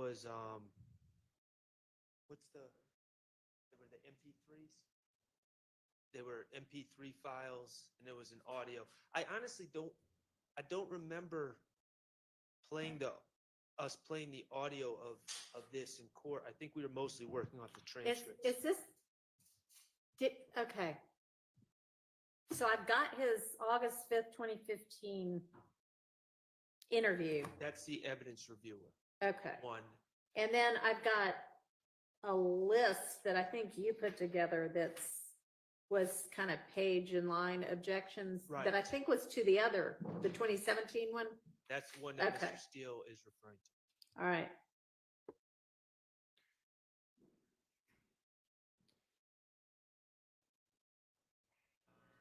So I ought to have a transcript of it somewhere, but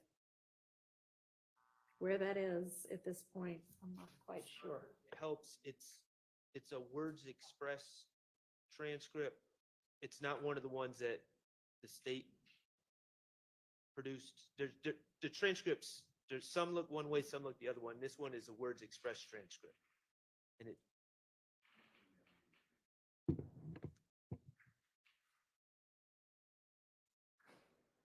And it's 262 pages.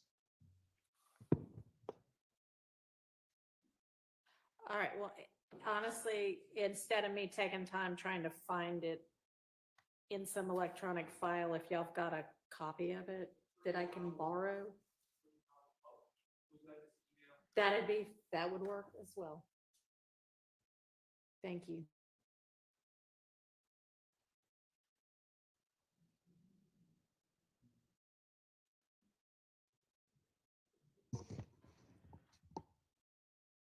This is the one that's 275 pages?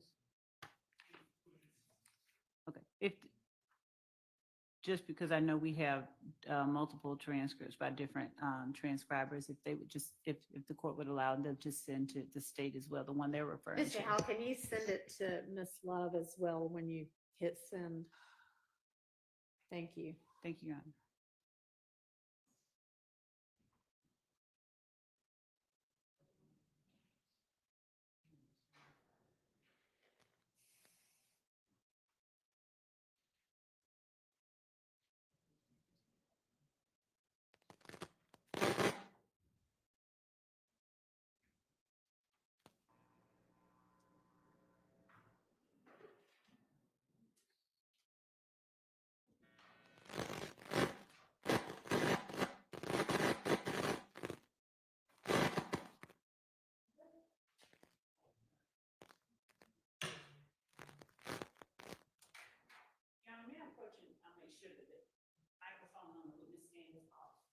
Yes.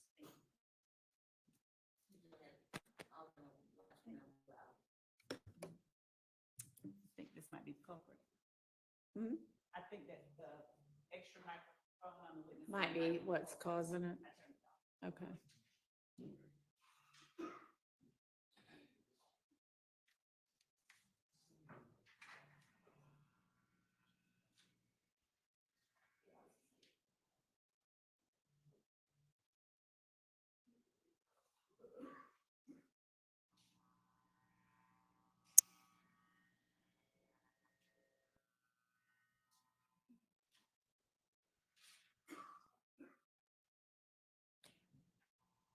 And Mr. Howell, did you send it directly to me or through my law clerk?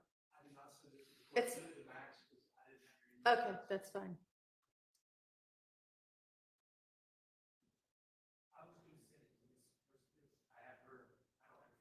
That's fine.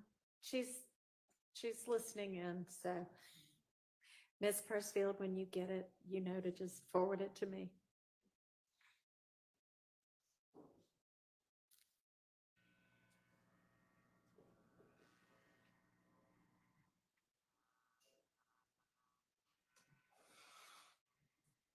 And I just sent one. I think I found the one. And so I just sent it to everyone as well. So including the court, if that's the right one. They can let me know if it's not the one they're using.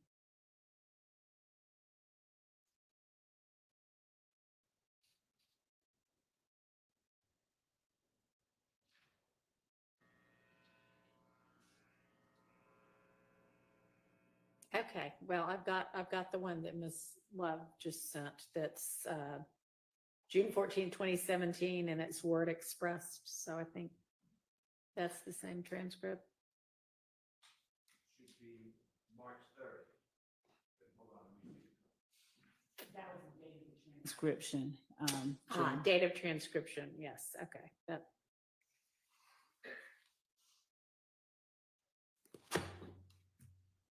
Okay. Anyway, so now that we've got it. If we could just get that date, that page and lines that Mr. Steele referred to so that I can go straight to it. I believe it's, I know it to be page 39, lines 14 through 20. And this honorable court has preliminarily excluded that unless a foundation is laid. And I just wanted to, while we're talking about information, I just wanted to tell you that I was going to seek to lay the foundation. That's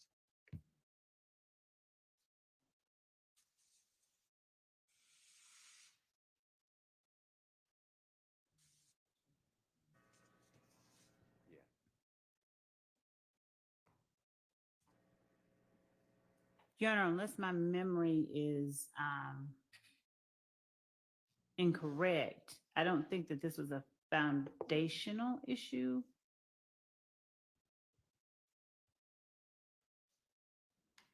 I guess the record will most accurately reflect what it was that it was excluded on, but I don't believe that this was an issue about foundation. Line 14 through 20 on page 39.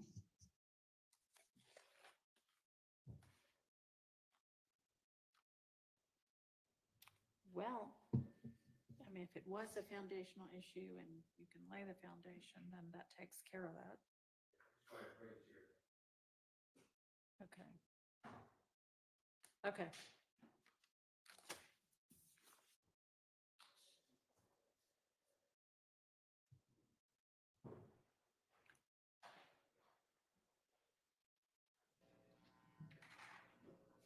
Ms. Love, do you have a?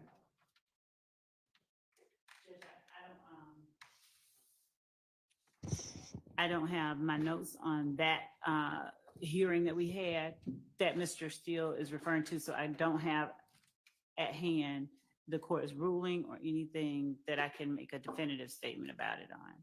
Not that. Okay. I'll have to search through that. I don't have those notes. I'm gonna check with the team. Your Honor, I reviewed my notes from that day, Okay. What day was it? That would help me. August 6th. August 6th. Okay.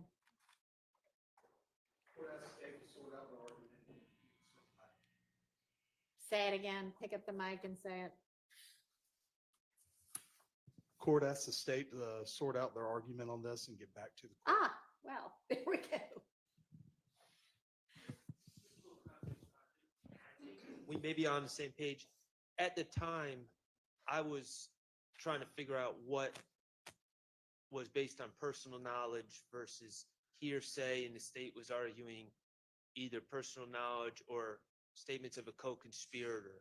So at the time, on August 6th, the state was seeking to admit this evidence. And so that's why they were supposed to circle back.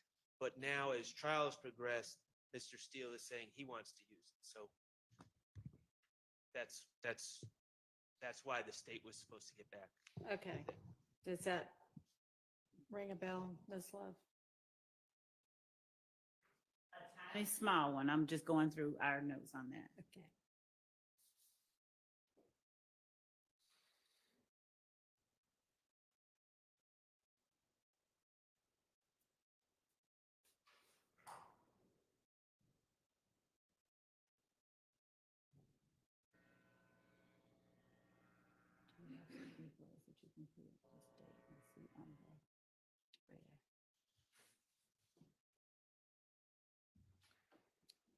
No, I didn't bring the, and you ain't gonna put them in there. Yeah, it's not different. I'm not gonna let you put this in there.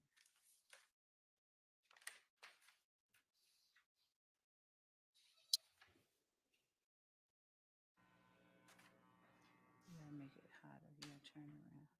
I think I just can't turn it off.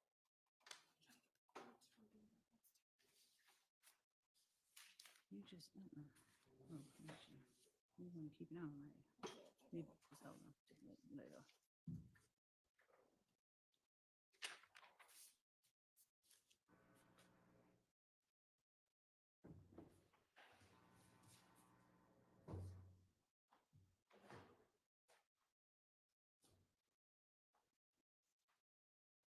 Let's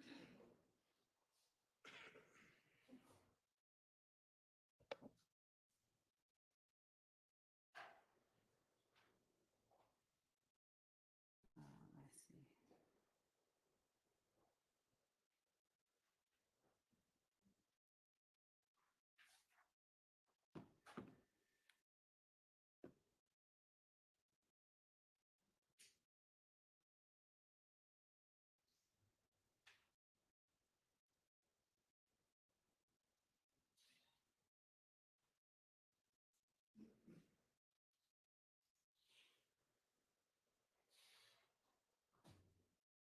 Give me some of that. Hold on. All right, can you feel it? Yeah. The cords. Girl. Okay, I see what you're saying. They thick.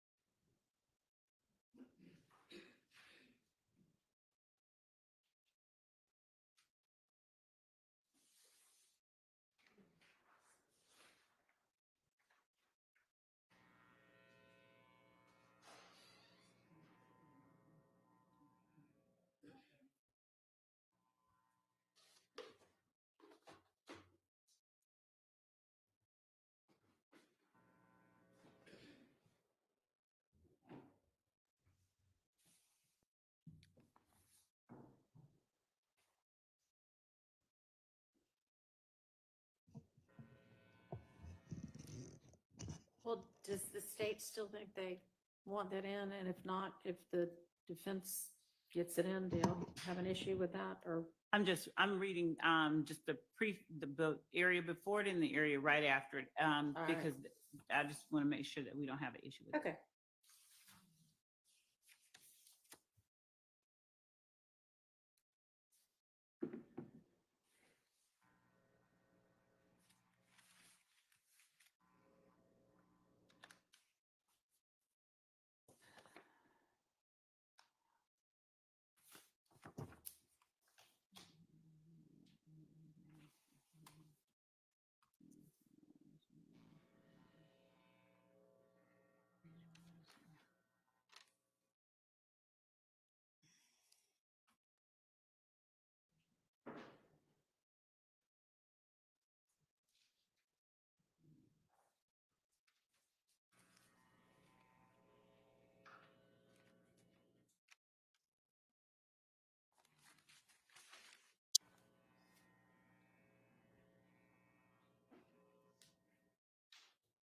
And Your Honor, it's also going to some extent, rely on what else was kept out and what was kept in. So that's the reason I'm just searching through that portion.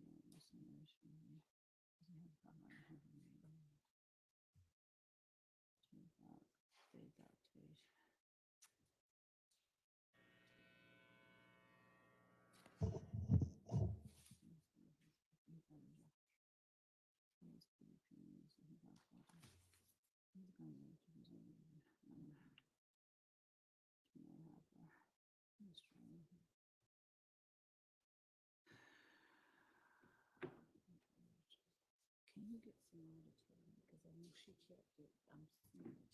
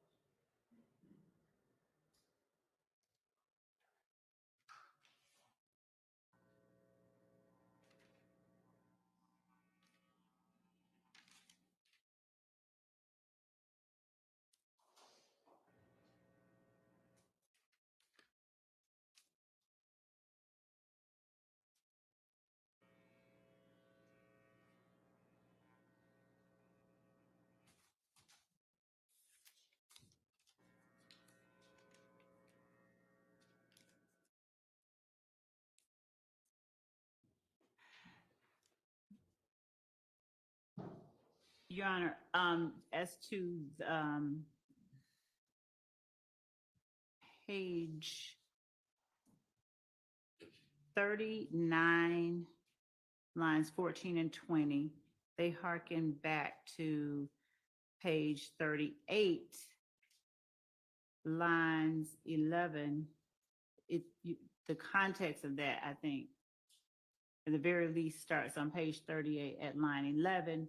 And in that, the soon-to-be-called witness is informing the detectives about someone's opinion regarding who shot up a certain location. And that is listed on page 38, lines 11 through 12. All of that is speculation and the witness sharing with detectives what somebody else thought happened. And so as you get to lines 21 through 24 on page 38, when asked explicitly whether that happened, the witness says, I don't know.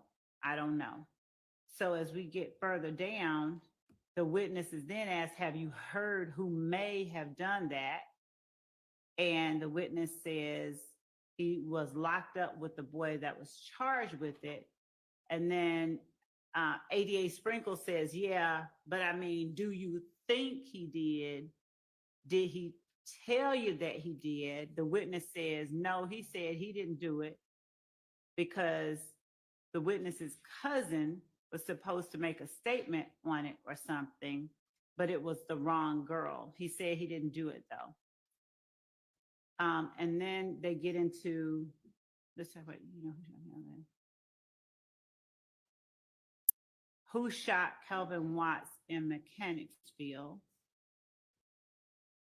Right, and I think that's the part that Mr. Steele was saying, if he can lay the foundation he wants to get into, right, Mr. Steele? Yes, Your Honor. Okay. All right, go ahead, Ms. Love.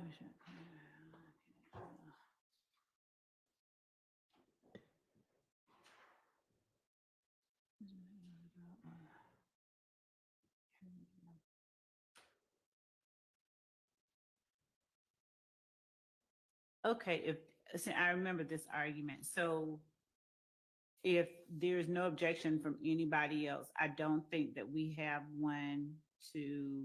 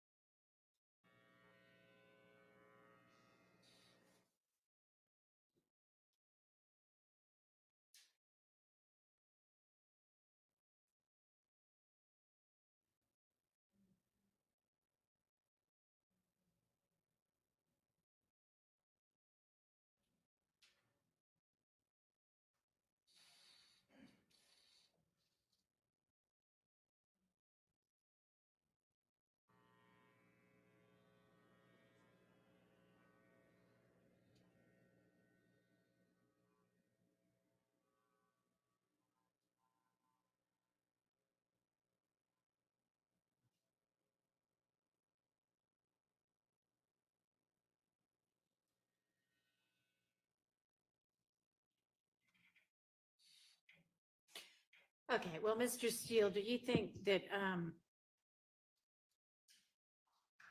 is your plan to kind of ask some foundational questions to figure it out? Or do you think that it's already enough here in this transcript?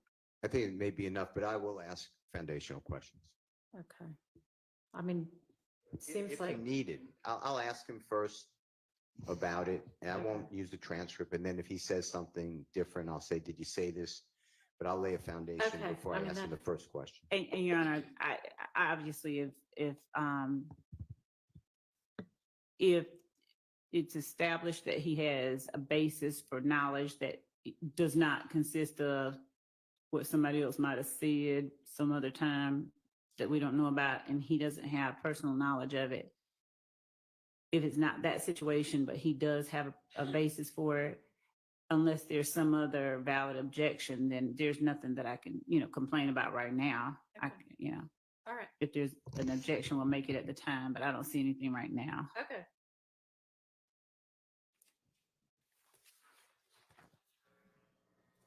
Thank you.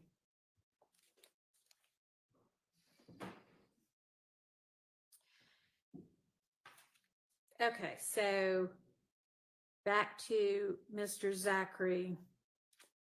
The interview would only be for impeachment, and have we gone through all of his social media and jail calls that might get utilized?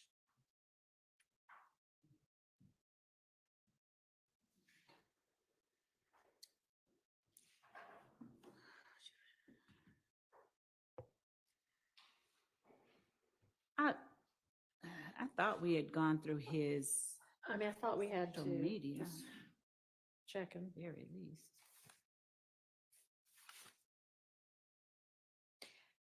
I mean, it looks to me like we definitely went through his social media postings and made the evidentiary determinations about that. But I don't know if we did jail calls or not. I don't recall going through any jail calls. Okay, so are there jail calls that you might intend to utilize? Isn't he coming up pretty soon? Potentially, Potentially. Yes. okay. And so I think that any of Zachary's jail calls would only be used to impeach Zachary if we needed to use Zachary's jail calls. All right. So right now, Okay, so that would just be, if it happens to come up, we'll just roll with it at the time, I guess. Unless obviously if you know of something that you think is going to be an issue, right. then just kind of alert us outside the jury's presence. I But can do that. otherwise, that'll just be a trial issue. Okay. And then the next witness on this sheet is Detective Thorpe. And I think y'all were gonna get together on the part of Mr. Kendrick's interview that might come in on redacting it for any potential Bruton issues. Did y'all get a chance to do that yet? What my memory is, Your Honor, was that I know I said that I would be asking Detective Thorpe questions rather than trying to play all of that.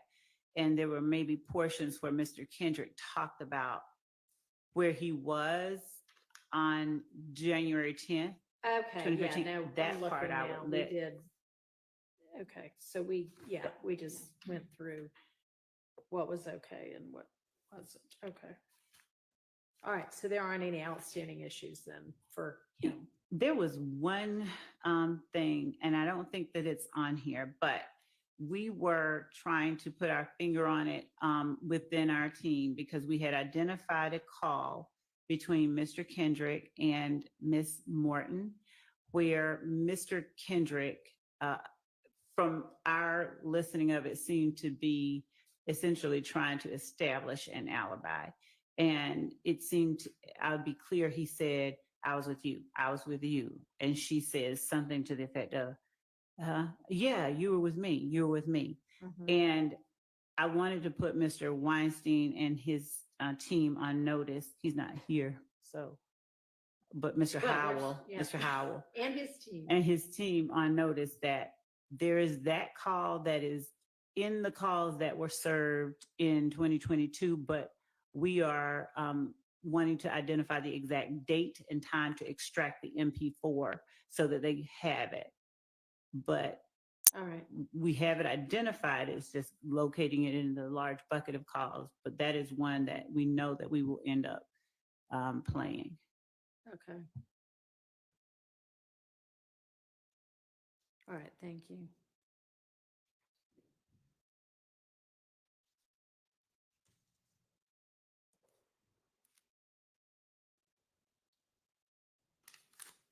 Okay.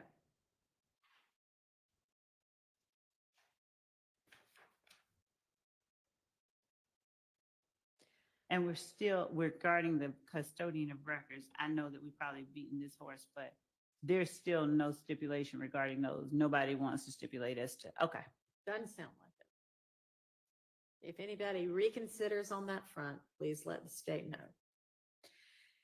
All right, so with Mr. Sprinkle, with the jail calls for Arnold, Bradford, Stillwell.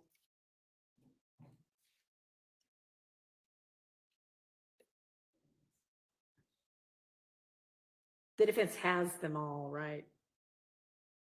Yes, and I believe that they're in the bucket of exhibits that we provided to them. I'm confirming that.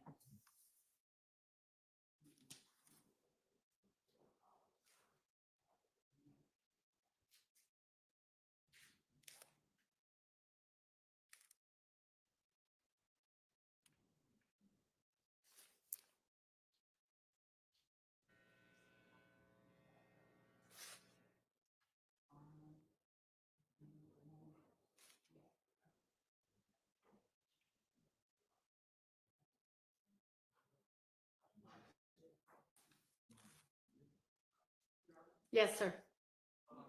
On the subject of jail calls, I know we changed, we went away from this topic, but the state mentioned Quindarius Zachary jail calls. From my recollection in the discovery, I don't believe we've ever been served Quindarius Zachary jail calls. I do know, I'm more certain that the state has never identified any sort of group of calls that maybe they may be interested in bringing into this case. So if there are some calls, if we haven't been served them, which I don't believe we have, I would ask that they be excluded. But if there are some calls into discovery, I would just ask that they're identified before, like, right when the state wants to bring them in, because we're going to have to review them. I know that Your Honor said, you know, when that comes up, we'll get to it and we'll discuss it. I just don't want to be in a situation where I'm hearing about a jail call of Mr. Zachary's for the first time in court. And then Well, having it. certainly if y'all don't have them, then that's an issue, but let's find that out. All of the jail calls have been served. Everything, all of our jail calls for especially Mr. Zachary, which would have been those that we had around 2015. And I'll go look and point to specific things, but again, I have not identified any particular cause of his that we intend to use, and we wouldn't be introducing anything except for impeachment purposes. And his statements, the summaries of his interviews and transcripts of his interviews have all been provided. Obviously, people get on the stand and their memories, you know, stuff happens with them. So. Okay, so do you happen to know like what tranche of discovery it would have been? Judge, what I was doing at the moment Mr. Sharp asked that question, is I was actually trying to get the answer to Okay. the All right, we'll give you a minute. calls regarding Mr. Bradford and Mr. Arnold that are listed under Mr. ADA Sprinkle. And those were the January. Oh, Bradford and Arnold, we got that. I'm talking about Zach. The court made the inquiry, so I was trying to.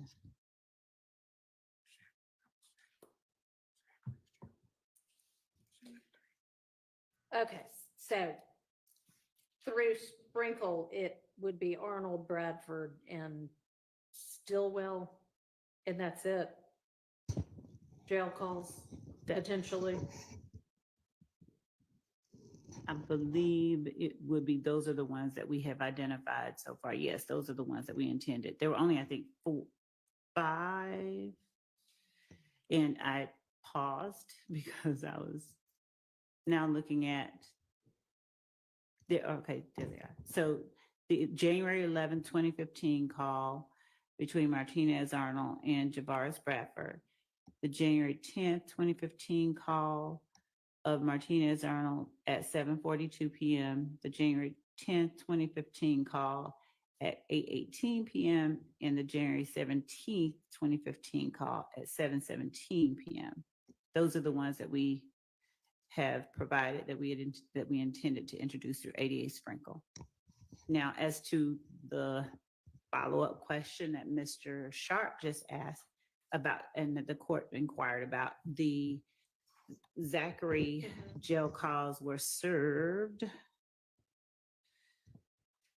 in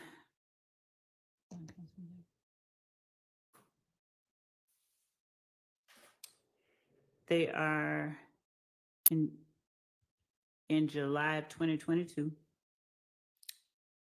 under the jail calls folder.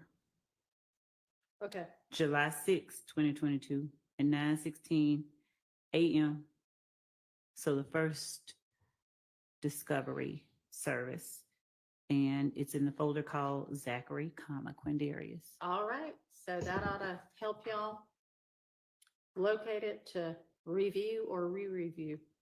Could we just ask, as soon as the state identified, and I understand that they're saying for impeachment at this time, but as soon as they identify what they want to use, that they let us know. So we're not, I just don't want to litigate in court while the jury's here, just like. The court, And I appreciate that. the court instructed us to alert the court and counsel outside the presence of the jury if that need arises. The court does have periodic breaks, and we intend to do that without. I mean, I imagine it would be kind of hard to know before you know how he's going to testify, but is it a large volume of calls?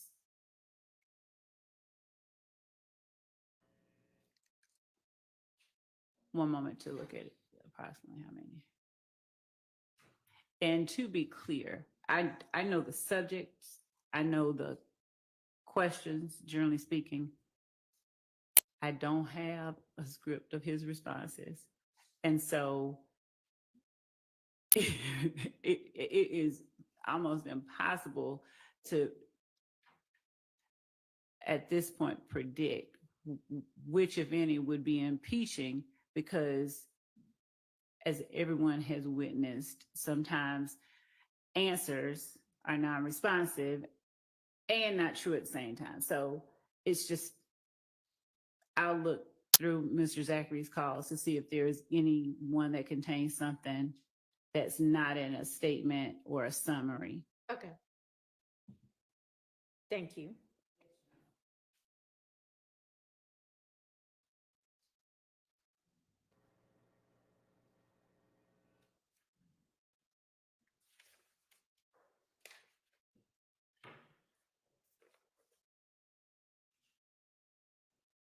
All right, so then I think that with regard to Mr. Sprinkle and what evidence would come in through him, we've gone through that. And then we've got cell phone custodians. I think we already talked about Mr. Burney.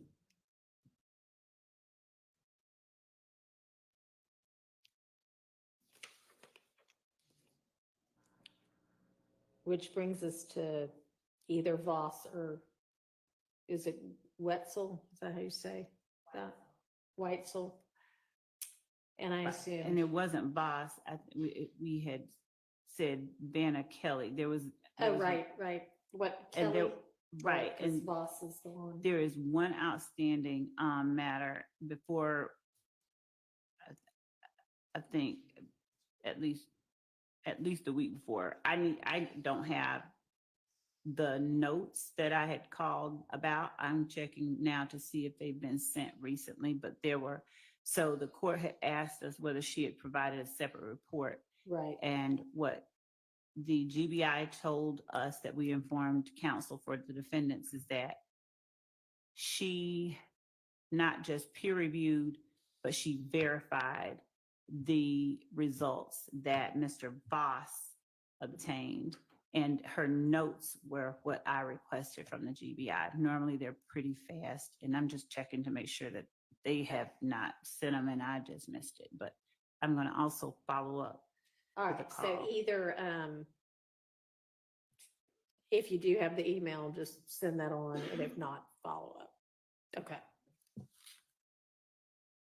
So that's all that's outstanding for that. Okay, Officer Atha, that's just, that doesn't look like anything particularly. You'll just pick which pictures are necessary. Same with Sanders.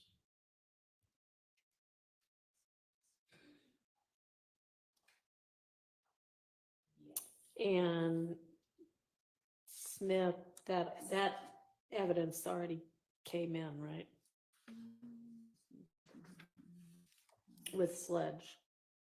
Yes, actually, Okay. she, that video from that one, the one video did, Okay. yes. And then we've done Miss Latner's, and Miss Bell. And Pitts is just gonna be testimony. Pitts' testimony and some of those pictures that we talked about earlier today, that if we've not sent a link over, that we're gonna be providing to them, those are the 1428 ADL Avenue pictures. If the court would indulge. Can you confirm?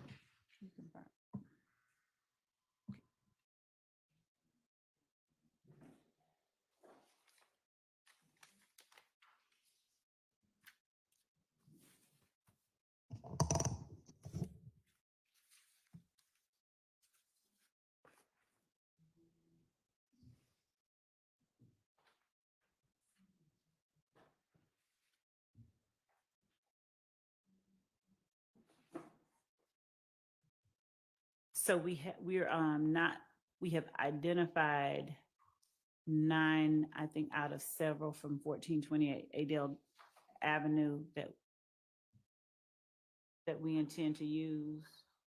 Okay. With Pitts. Am I understanding you correctly? Let me confirm. Okay. Just one moment.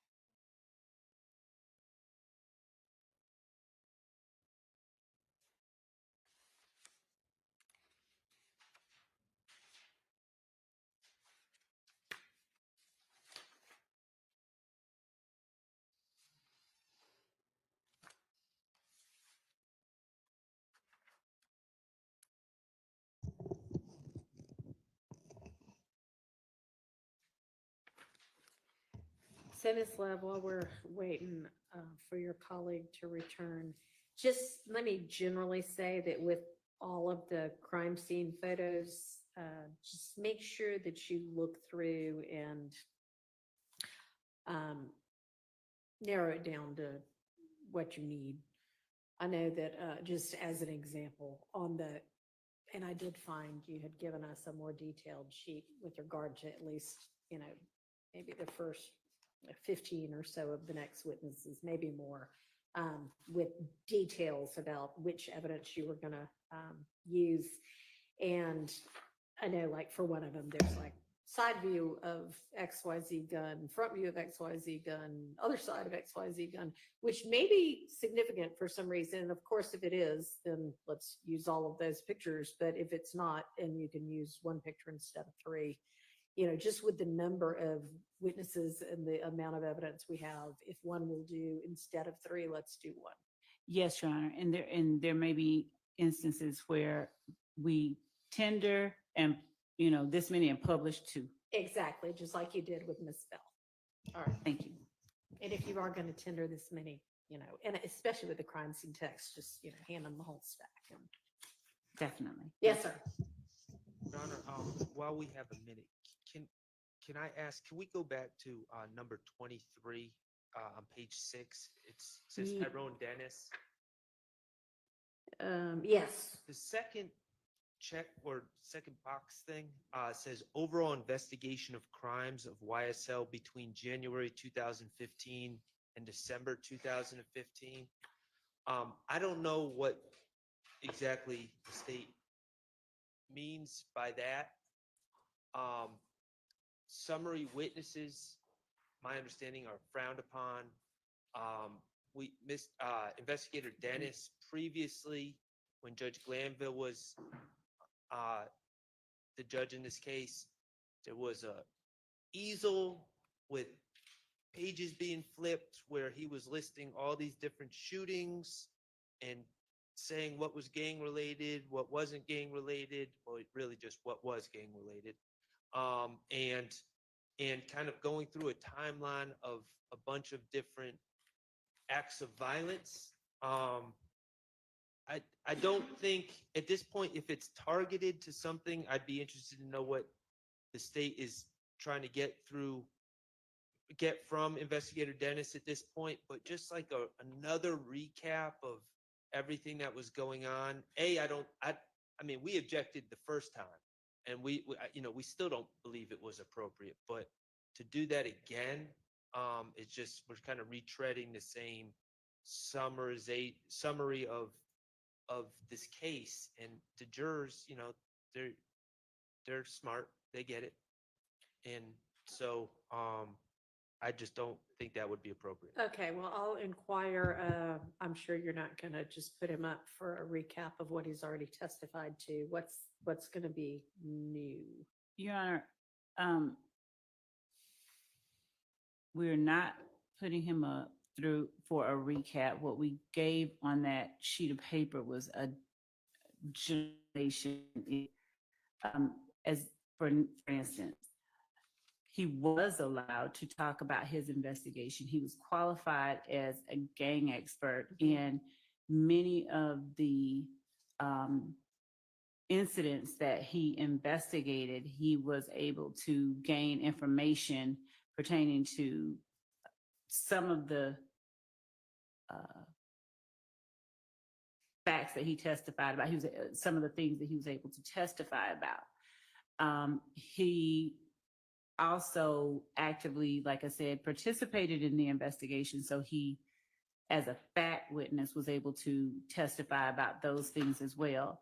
As the court sees what the court doesn't know or wasn't there when he touched on the fact that after Donovan Thomas's murder, they went back and they saw that there were incidents that occurred that appeared to be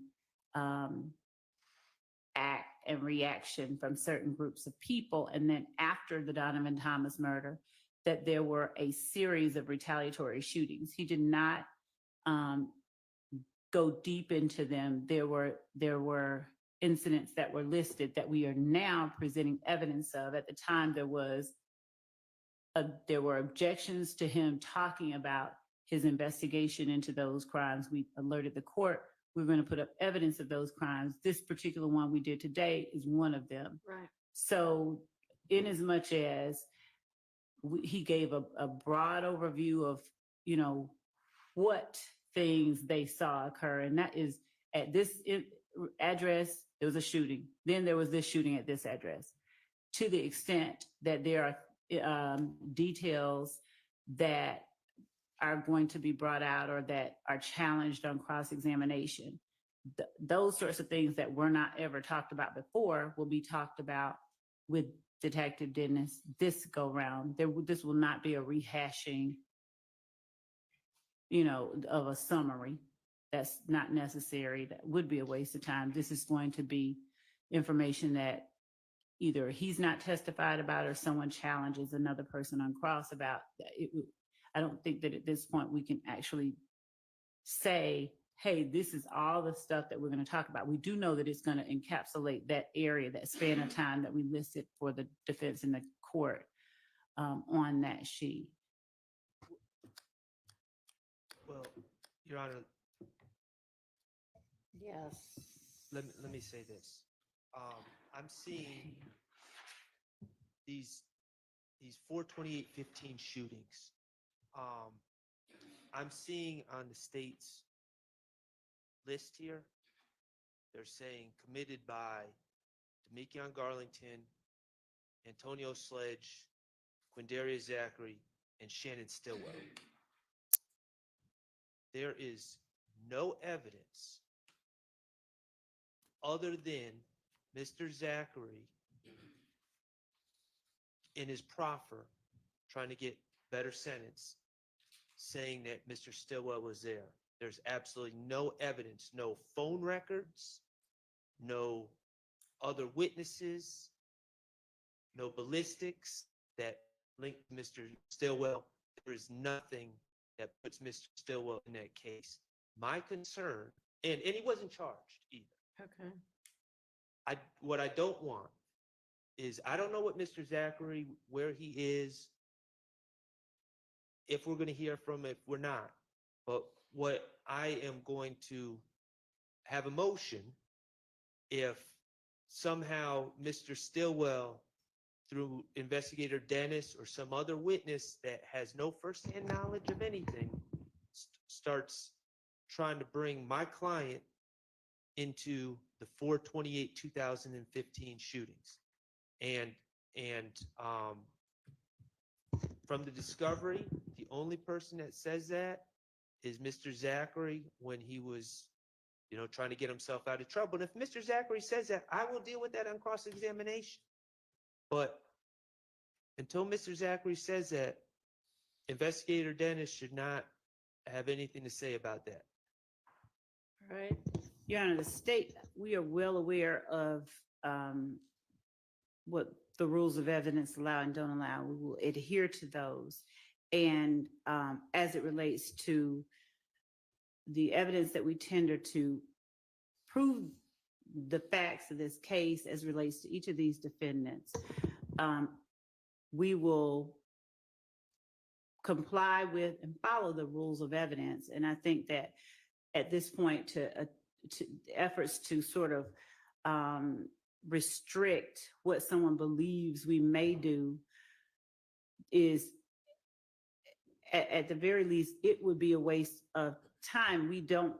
It would make no sense for us to try and introduce through a witness we intend to put up a statement through someone else, through Detective Dennis, a statement of Zachary before Zachary ever testifies. That's wrong. All right. We're not going to do that. I mean, that's So- good. I don't mind somebody alerting everybody to that as a potential issue. And I appreciate that you say that, of course, you're not going to do anything like that. Okay.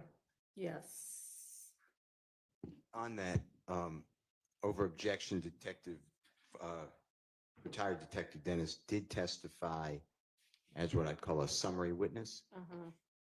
But the court needs to know that we never received an expert report for some of these people, not Miss Bell, who just testified, and those reports that we have on that incident on April 28, 2015, that found her to unfortunately, tragically be shot.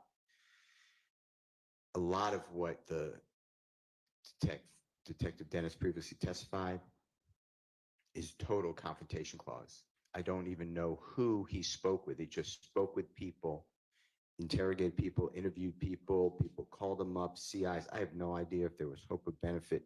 And I think that's what Mr. Shart is getting to, because that's already happened. It's over objection, and I don't want it to happen again. And also, summary witnesses are not favored. That's United States versus Perry, P-E-R-R-Y. And that's 35F 4th. It's at 293. It's in Division 3, 5th Circuit, 2022. Specifically, again, we caution the government not to rely on improper summary witness testimony. So I would also join in that same objection. And I understand it's a pre-objection, but. Okay. Thank you. And actually, I think that Ms. Love had shared with everybody, she had gotten through about, I don't know, it's not numbered, but 7 or so pages. Witnesses at the time, they were 81 through 110 with more detail than what's here of exactly what she thought the evidence was going to be at the time she put it together. And for Detective Dennis, he's on the last page of that, she's got listed the specific evidence that she, at least at the time she was putting it together, thought he was going to be testifying to this time around. And it doesn't, other than the PowerPoint, which has essentially been ruled out, it doesn't look like it's kind of summary testimony. Is that fair, Ms. Love? Yes, and also I think that as I'm getting updates from team members who are also signed on, that in the Dropbox that I believe that we provided, we have, with even more specificity, photographs of Zachary and Copeland with guns, found at the Dunbar Center and at the Zachary arrest. And I think that this is something that has already been touched on. It's not, the court is correct, in short. Okay. We've been more specific. Okay.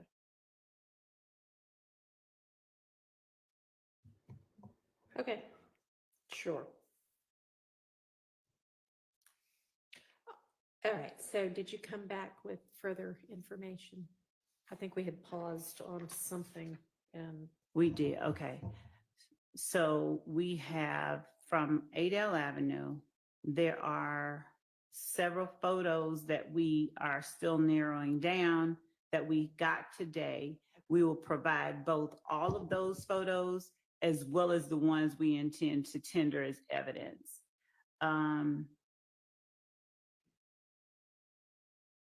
My notes say that they are in the Dropbox link that 88 Atkins shared under CST Turner, but I don't know, my notes don't say that we have or have not sent them over to counsel for defense and to the court. So I'm confirming that. Okay. We have 15 additional photos and a floor plan for 1903 Drew Drive that is being sent over shortly as well. Let me confirm whether that Dropbox link was shared internally or with everyone. Just a moment.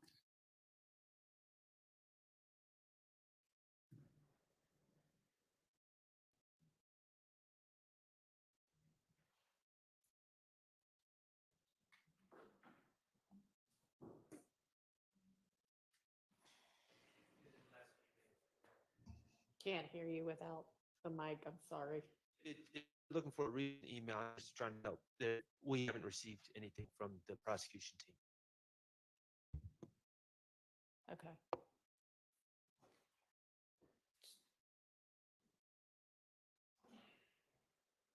I am being informed that the Dropbox link that everyone has been updated with those items. Oh, okay. So just,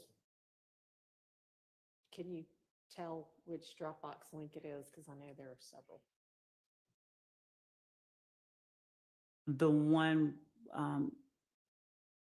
with the 30 witnesses that has this particular witness on it. Okay. Okay, great. All right, thank you. You're welcome. All right, so we were at what is numbered on this order of proof and exhibits list. We were on witness number 21, Officer Pitts, and that's, I think, when we stopped to sort out the issue with the new photographs from Adele Avenue.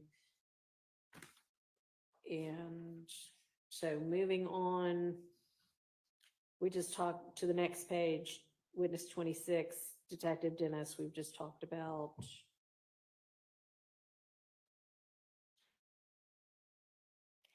And I had written down from when we talked before, the number 87LL, was that the PowerPoint that we have already dealt with? I don't know. What is the court's note regarding 87LL or 871L? I should write more detail in my notes. 1 second, Judge.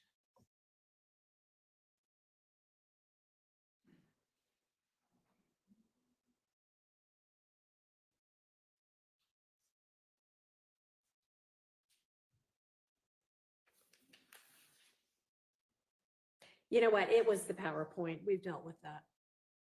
So that's fine. Okay. All right, so turning the page, we've got Mr. Arnold,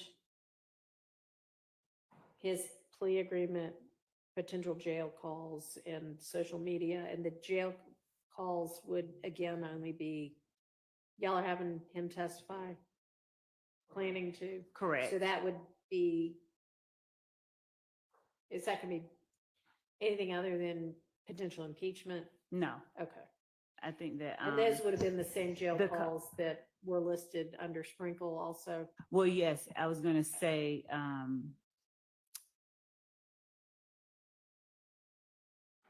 yes, and the one in particular that I'm thinking about as I play it in my mind, whether it would be this particular one on January the 10th would be considered impeachment. It was right after the murder of Donovan Thomas, and it involved Mr. Bradford. A call from Mr. Arnold to Mr. Bradford. Okay. So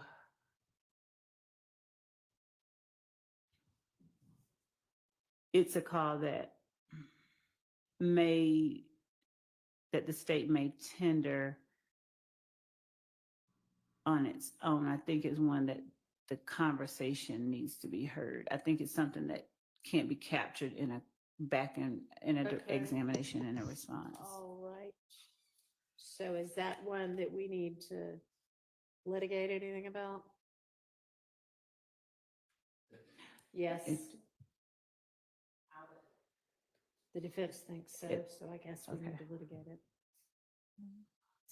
There doesn't sound like there's agreement. Okay, is that something we can do now? I just, if I could hear the specific objection so that I could respond appropriately. Mr. Whomever said that is correct. It is a 15-minute call, but Okay.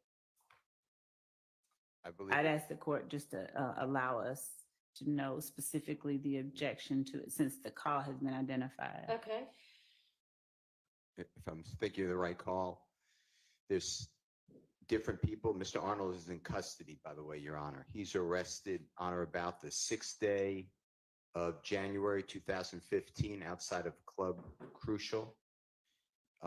You heard about this fight at Mr. Copeland. He's arrested outside. And I believe he's charged with either a small amount of marijuana or a gun or something to that effect. It's now the 10th day of January 2015. It's approximately, my memory is 7:42. I may be wrong. And it's clearly a collect call. If the voices are identified the way the state says, it's Mr. Bradford at first and Mr. Arnold. But then there's another woman who's on the phone, who I am not going to stipulate who it is. And she gets on the phone and supposedly says something potentially about Mr. Williams. I am objecting to that portion if that person's not testifying.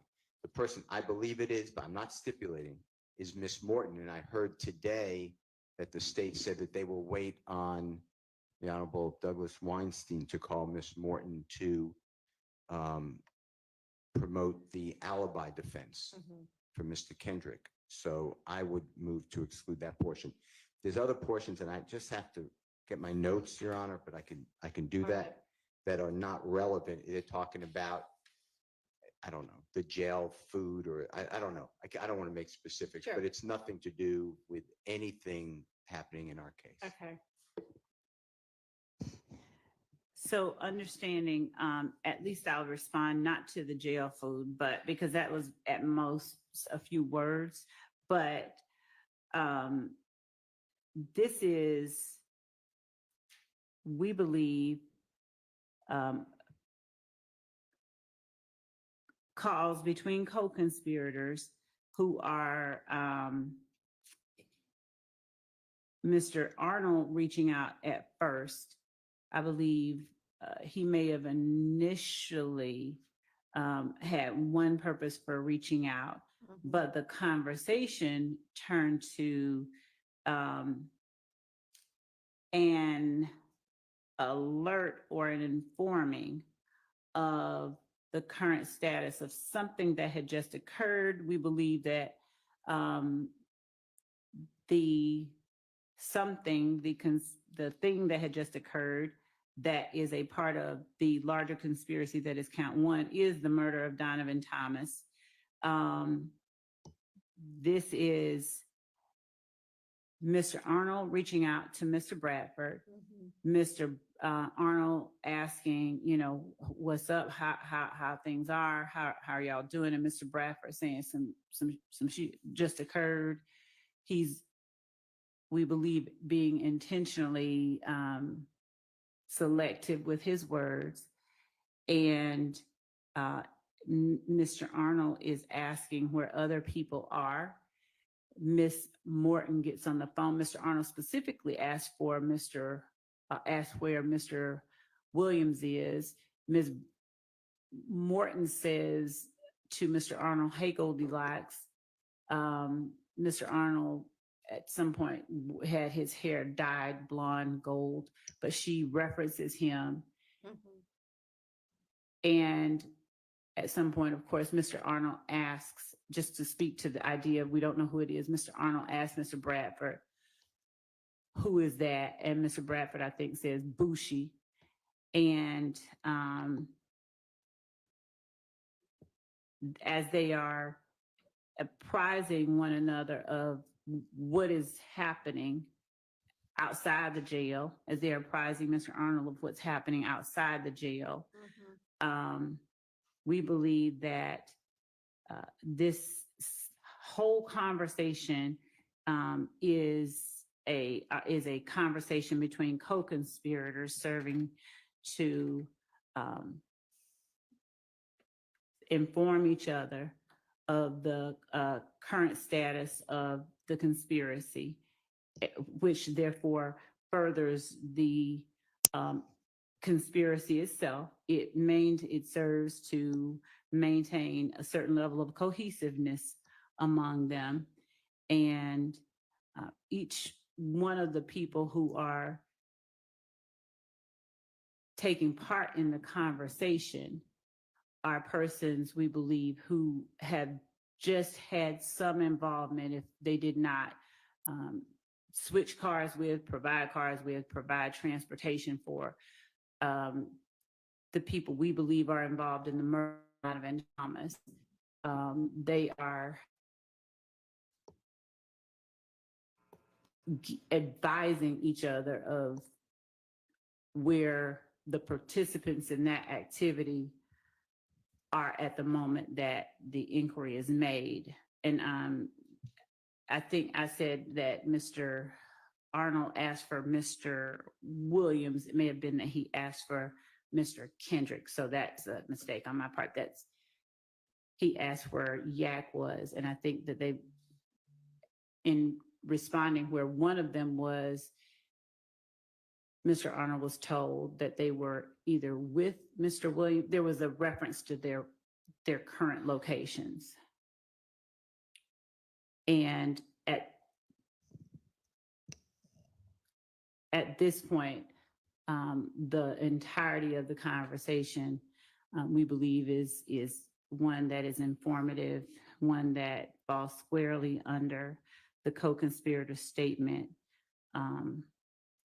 category. So at the very least, there is that. We do intend to inquire of Mr. Arnold about that. I don't know what he's gonna say. Okay, So it has two, we believe that it would be introduced in one of two ways. So if Ms. Morton is the person who answers the question of where Mr. Kendrick is and says where somebody else is as well, are you contending that she's an unindicted co-conspirator? Oh, she is, we believe that she is, yes, an unindicted co-conspirator. We're not saying that she, participated in the murder of Donovan Thomas, but in as much as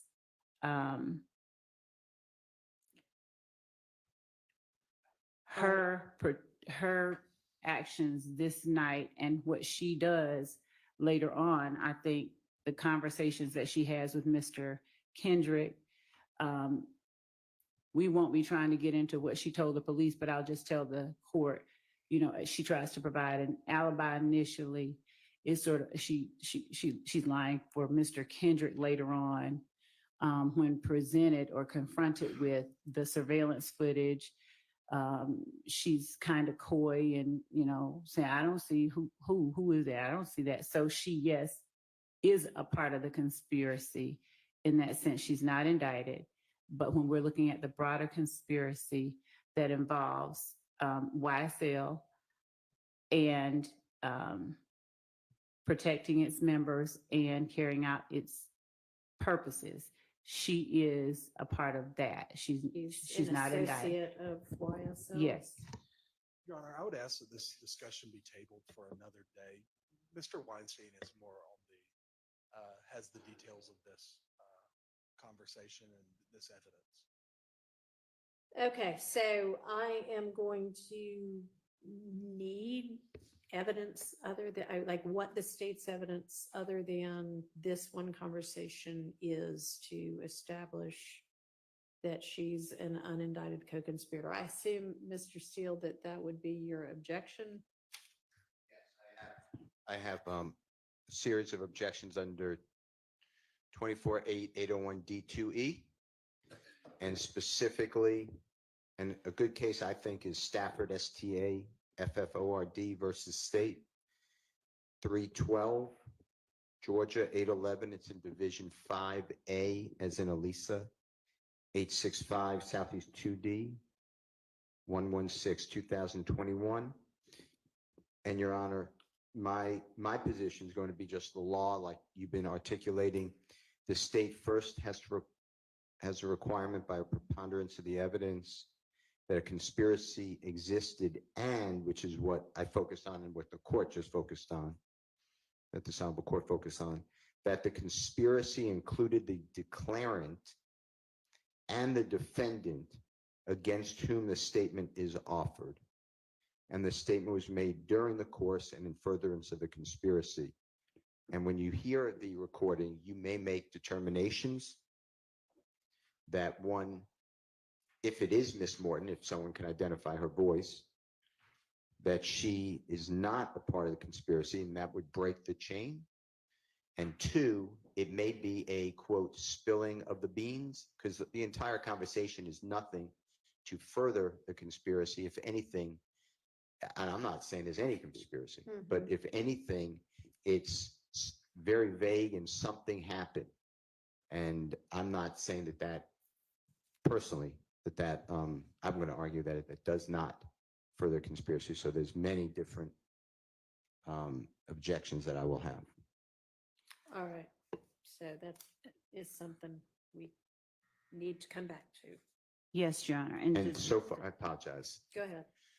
So far, to my memory, and please correct me, someone, I don't believe there's any testimony about Miss Morton in this entirety of the case. That's my belief. And the state just said that they potentially, I know they could change their mind, but potentially not going to even call her. I'm not certain what, when Mr. Steele says there's no testimony about Miss Morton, I'm not sure if he means there's not any that's been presented, or he hasn't seen where any could be presented in discovery, because I think that any has been. Yeah, he's nodding his head in affirmation. Okay, well, I mean, as long as it will be. yes, and I know that we've already shown the surveillance footage at the gas station. This is just in terms of the idea of Miss Morton. She's the person getting out of Ariel Bax's car, getting into the Pontiac Bonneville that Javoris Bradford is driving initially, that then Deamonte Kendrick gets out of and walks to another car and comes back and ultimately gets into the driver's side of. This is the video from the gas station that's the night of? Yes. Okay. And Miss it's allegedly like immediately after? Oh, it is. It's immediately Okay. before. It's about Immediately 6 before. minutes before Donovan Thomas is Okay. gunned down 100 yards away. Okay. And she is identifiable? Oh, she's identifiable, identified. All right, well, that sounds like that might do it, but we'll circle back on a day when Mr. Weinstein is here at Mr. Howell's request. And I assume there's going to be somebody that says, that's able to testify that her kind of street name is Bushi? Yes. Okay. All right. Thank you. So that is that jail call. And then what about Mr. Arnold's plea agreement? Is there a similar kind of factual acknowledgements as there was with Mr. Sledge? There is with each defendant that pled guilty. And also, as I was over the time that the court broke from when the jury was here, I was going through my emails to try and do finish up the collection of correspondence at the time that I was speaking with Mr. Merchant, his attorney, to tell her he's coming up. Okay. And I found that same series of emails that I'll be sending to the court Okay. and to counsel for the defense regarding her requested changes, Okay, well, or he is, or however. I'm gonna hope that we don't end up calling another attorney to the I don't- stand. Judge, I didn't want to call the first one. I didn't really go that well for you ultimately. I don't know. Well, see. We'll see. Okay. All right, so in the event that the same or a similar thing ends up happening, I guess I'm gonna circle back, when we were talking about the admissibility of the factual acknowledgements plea agreement before, and I ruled that it was admitted. And Mr. Sharp said, okay, well, that may be, but there still may be some continuing witness issues.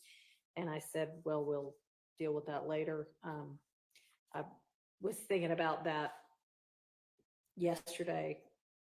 And I also think that there are continuing witness issues with that. I don't disagree with the continuing Okay, witness so, part. basically that never got displayed to the jury because we only admitted it after the jury was gone and the witnesses were both off the stand. So really, that's not anything they'll ever see. Actually, Judge, I tendered it, while I think I tendered it in front of the jury. And at the time there was an objection. Right. And I believe that to the extent that the court admitted it, it can be published. It can't go back. Okay, well, I don't know who you would, I guess you don't necessarily need a witness to do that, but. And since the court did bring that issue up, there was another matter regarding the factual acknowledgments that I wanted to bring to the court's attention. Okay. There was the testimony from the attorney regarding two portions of the final document, specifically as the only two portions that were taken issue with. Right. One being number 3, which the court remembers, but number 8 Right. specifically. Mm-hmm. And of course, the argument will be made. There are certain arguments that are right for that, but the thing about number 8 that I wanted to bring to the court's attention is that number 8, and this is not something I felt was I didn't feel it was something to go back and forth with the witness on the stand about. He testified, his memory was, he didn't remember seeing it. Right. But number 8 was a distillation, a pulling apart of a iteration, the one right before it, that he took issue with.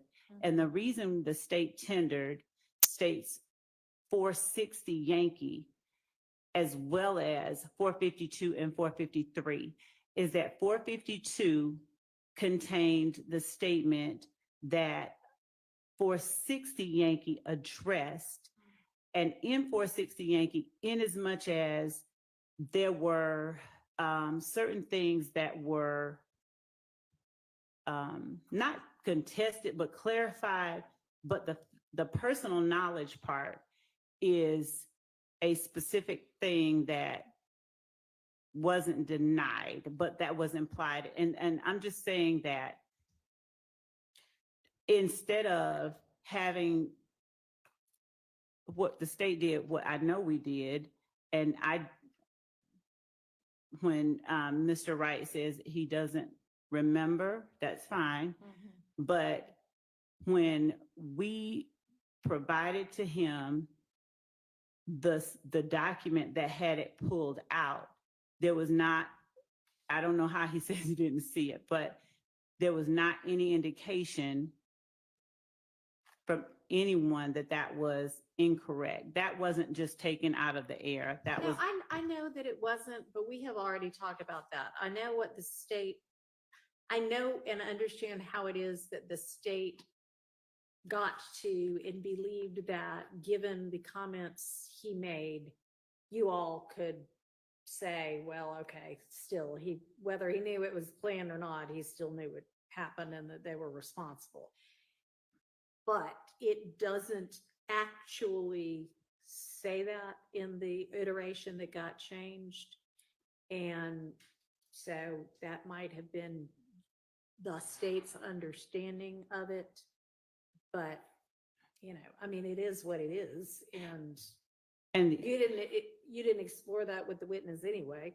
So, at this point.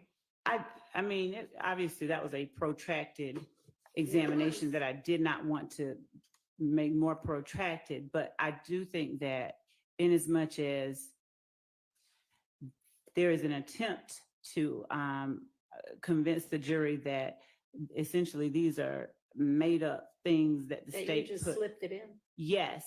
Well, I I mean, Ms. Love, then put somebody else on the stand. But I mean, you telling me this, I mean, it doesn't do any, I mean. The reason that I was telling the court that was not to try and completely relitigate an issue, but as to the section that dealt with his response, not the whole response, not that it's 460, but I would ask if the court might consider reconsidering just us putting in that one part that he responded to, the way that he responded, and then the ultimate version, so that at least before the jury is where that came from, since there has been this continued effort to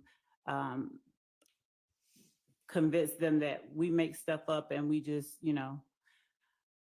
out of thin air.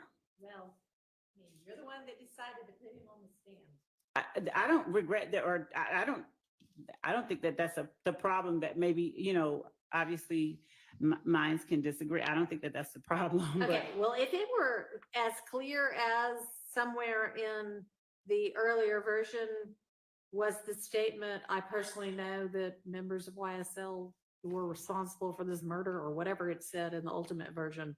If that were in the prior version, that would be one thing, but that's not in the prior version. So I have thought that issue through.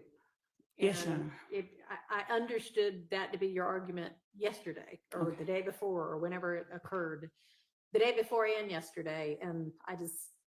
Yes, Your Honor. Okay. Appreciate you giving it yet another try there. And I'm being facetious when I say that. I know you are. Okay. So anyway, with regard to if the same or something similar comes up with some other of these co-defendants who have pled, then just be aware that, and it sounds like we're all in agreement that it can't go out to the jury anyway. So if you want them to see it and it does get admitted, you'll need to display it at that time. And if you come up with a way to publish this other one, then let me know. Okay, okay, thank you. Okay. All right, so then if we turn to the next page, we've got Miss Latner's again. I know we went through did we go through every CAD report she's gonna be testifying to when we were talking about the hearsay? I think that we did. Okay, The all court right, so ruled that on, part's yeah. taken care of. All right, then there's Mariah Smith, and that says interview. Is that like with police or with, who is that with? It was an interview with the police, and she also testified at trial. We don't need to, or we Oh, would she's not. already testified? No, not this trial. Oh, at a different, in the murder the trial. 2015 Yes. trial. No, Okay. it wasn't 2015. Some other. 2019, yes. Okay. So that we would not need that for any reason other than if Impeachment, okay. Right, or substantive. Okay, all right. Prior inconsistent statements. Right, we're on a different act at this point, I see. And same for whomever the two people are? We had Rodney Uten and Bernard. And or Bernard Mitchell, and you were gonna call one or the other. Right. Okay, same with them. Yes. Okay. All right, Detective Hogan. We know we need, the interview of Ryan's not coming in, and then we've already done Mr. Ryan's social media, right? I don't think we've done all of it. I think that's something that we were, Ms. Hilton and Ms. Abbasi All right, y'all are gonna. are still discussing, and we have. Okay. Email I sent Okay, Okay. great. Supposed to like get back to me. Yeah, Okay. Miss DeWilliams and I have been Great. communicating. All right, Woony Lee, then that's gonna be play agreement, same kind of similar thing. And then text message, anything we need to litigate with regard to that text message?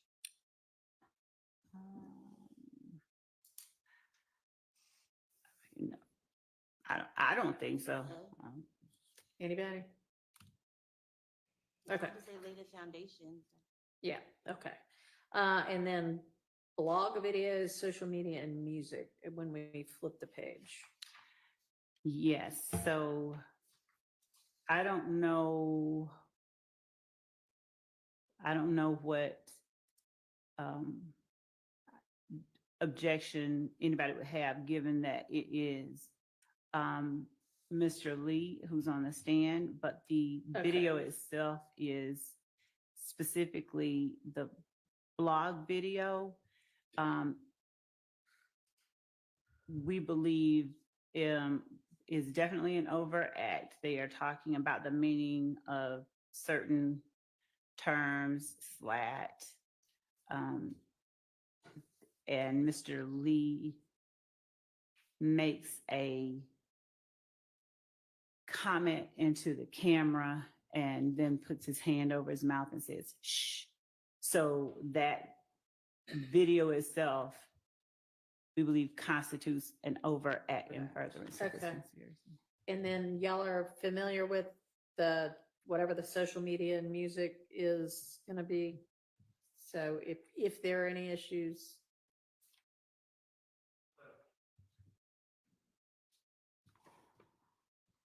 Hesitate to say yes to that because music, I mean, I don't know exactly what the state is referring to.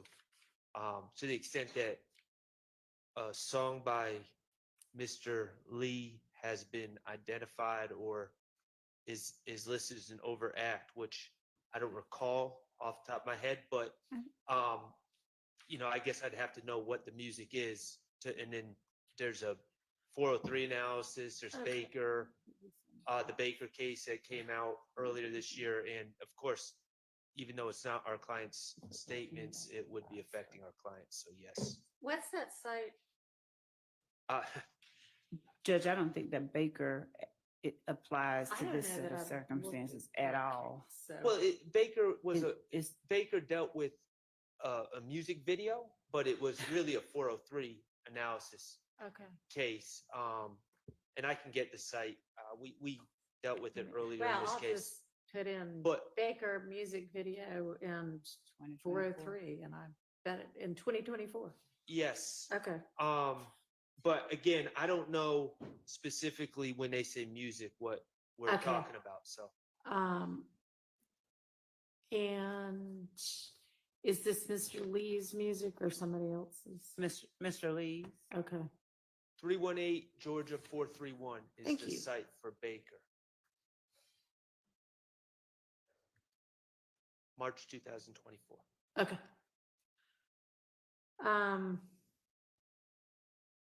Do you know what music? Yes, there was the song, and there was also this, I think that this particular issue was litigated and decided in an order that was filed by the previous trial judge on November 27, 2023. Yeah, no, Oh, so you're just yeah, asking that, about which?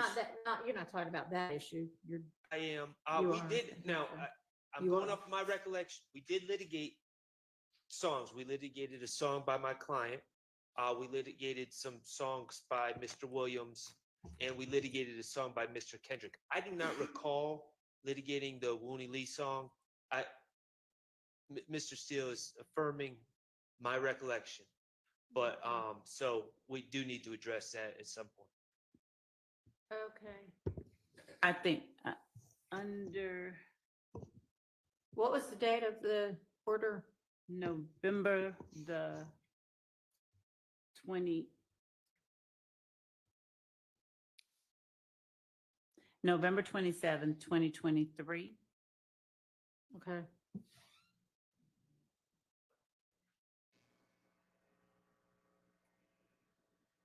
So, on page 40, and this is not necessarily specifically talking to a lyric, but the court ruled that the lyrics evidence referenced in Division 8 supra is admissible against defendants Lee and Kendrick as a party admission and all defendants as a co-conspirator admission. The court found it relevant to count 1 RICO conspiracy, Acts 17 through 19, and count 2 murder, and that it is admissible to show actus reus mens rea and as proof of the existence and nature of the gang enterprise, the criminal nature of YSL, the connection of the defendants with one another as intrinsic evidence, and under OCGA 1615-3 and 1615-9.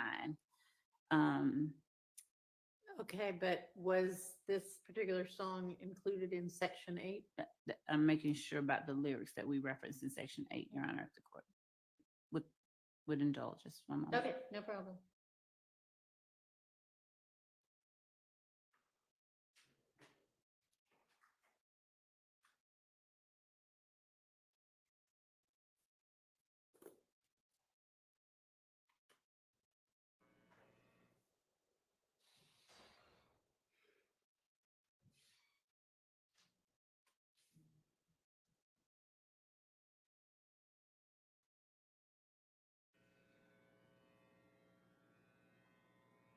It is referenced on page 35, number 13. Where are you from? Mooney Lee is Slime Life Shawty. And specifically, where are you from? I'm from Believeland. Throw your setup, YSL. The ops hate the crew. We getting this paper and we ducking cases. Free Lil Shannon. He the one that had him running with the cannon. Okay. Looks like that was already litigated. I'm going to suggest that we will go back to see to the video of court, because I mean, sometimes I don't know who writes the orders sometimes. So I just want to make sure that it was actually litigated in court. Okay, well, if it was set forth in a motion or brief or anything, whether it was talked about in court or not, if it was included in the order, the decision was made that covered that. I mean, the court, the predecessor judge included that in the order. And you are welcome to go look at what the transcript said, but I don't think it matters whether it was specifically talked about or not, as long as it was included in what the court was considering. Okay, well, Okay. we're going to look at All that. right. Thank you. All right, and then it's his own social media, and it's been sufficiently identified that, or has it been sufficiently identified that the defense knows what that means by social media? Yes, Your Honor, I Okay. believe it has. Yes. All right, that's fine. I mean, And I haven't actually, been they there are the whole in, time, so. most of them are listed in the indictment themselves Okay. as overt acts. And I think there was a reference earlier to something being listed as an overt act that the state reference is an overt act. I did not say it was listed. I just said it is or Okay. constituted one. All right. And then next we've got either Detective Viverito and or Mike Sprinkle with the social media post detailed there, and then Mr. Ryan's conviction, which y'all are gonna brief me on various topics about. And Ms. Abbasi was here yesterday when we were talking about what kind of briefs and case law was owed, so she'll know what that was.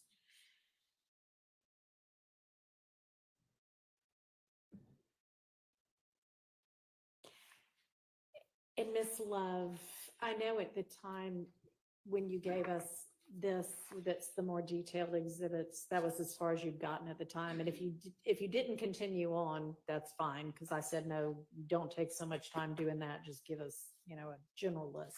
But if you have done more, We can do more. I can't say right now that we've done more. if you haven't, no, I'd rather you focus on the other Okay. tasks I've given you. I just Okay. thought, hey, if it's sitting around, we'll take it. But Okay. if it hadn't been generated, don't worry about Thank you. it. Okay. All right, so then Colin Russell, any issue with the exhibits that are listed next to him? I wouldn't think so.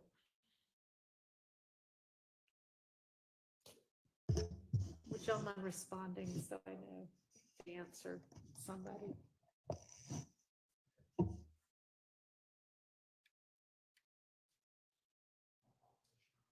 Okay.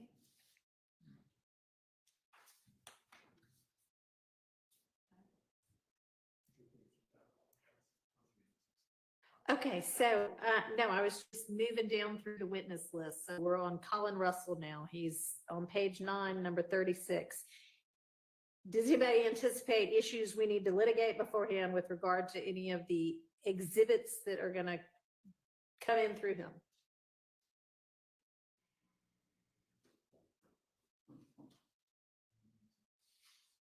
And I don't know whether y'all are thinking or whether you're just like, no, I don't know.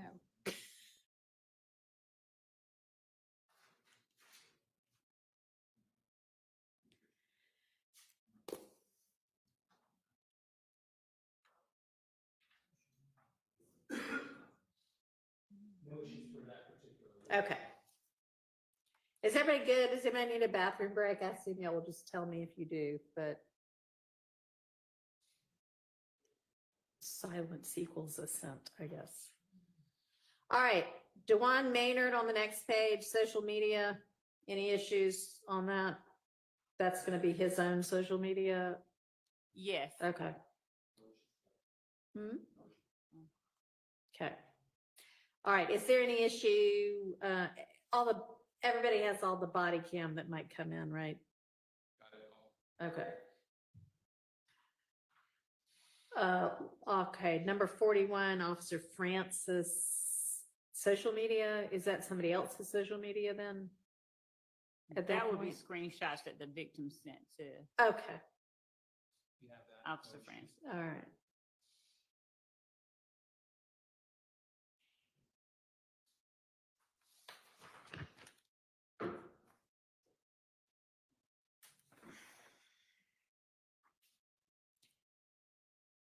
Unless there's anything else on that page, I'm turning to the next page.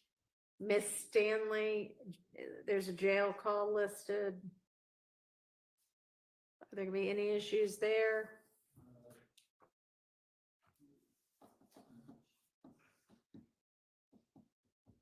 No issues for that, Your Honor.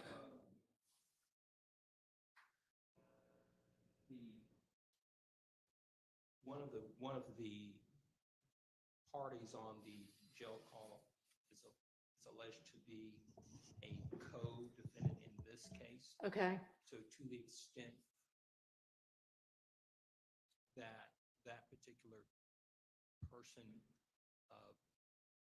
obviously we won't have an opportunity to question that person. That person's represented, that person's under indictment. And do you mind telling me who it is? Mender. Okay. That raises somewhat of a concern for us.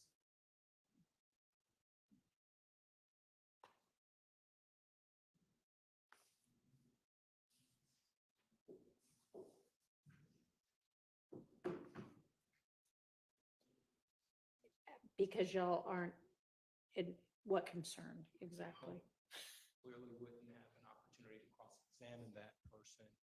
That person obviously is under this indictment. It's not on the witness list as a witness. So the issues that arise with respect to that concerns us, obviously. All right. Your Honor, I might be incorrect, but I think we've already litigated that and sent the court the order. I'm checking with my Okay. team.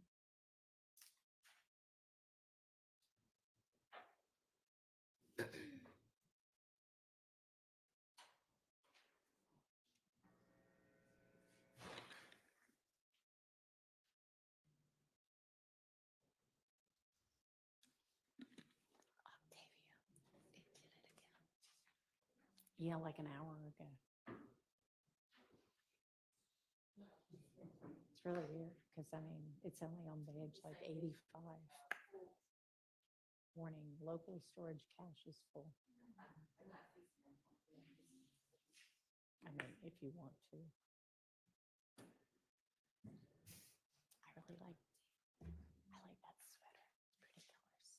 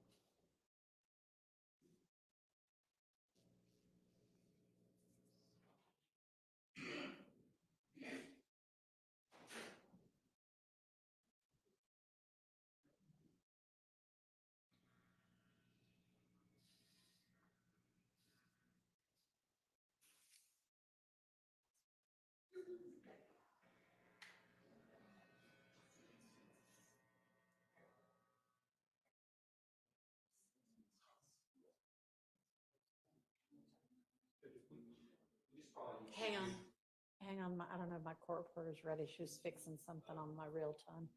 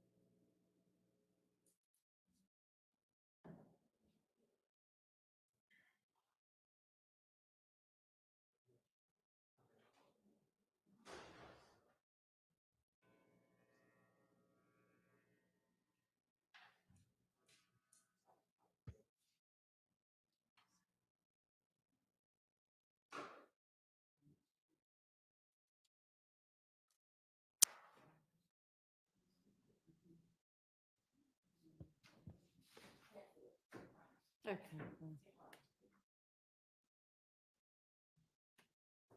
All right. She's, I think, ready now. Are you ready now? Almost.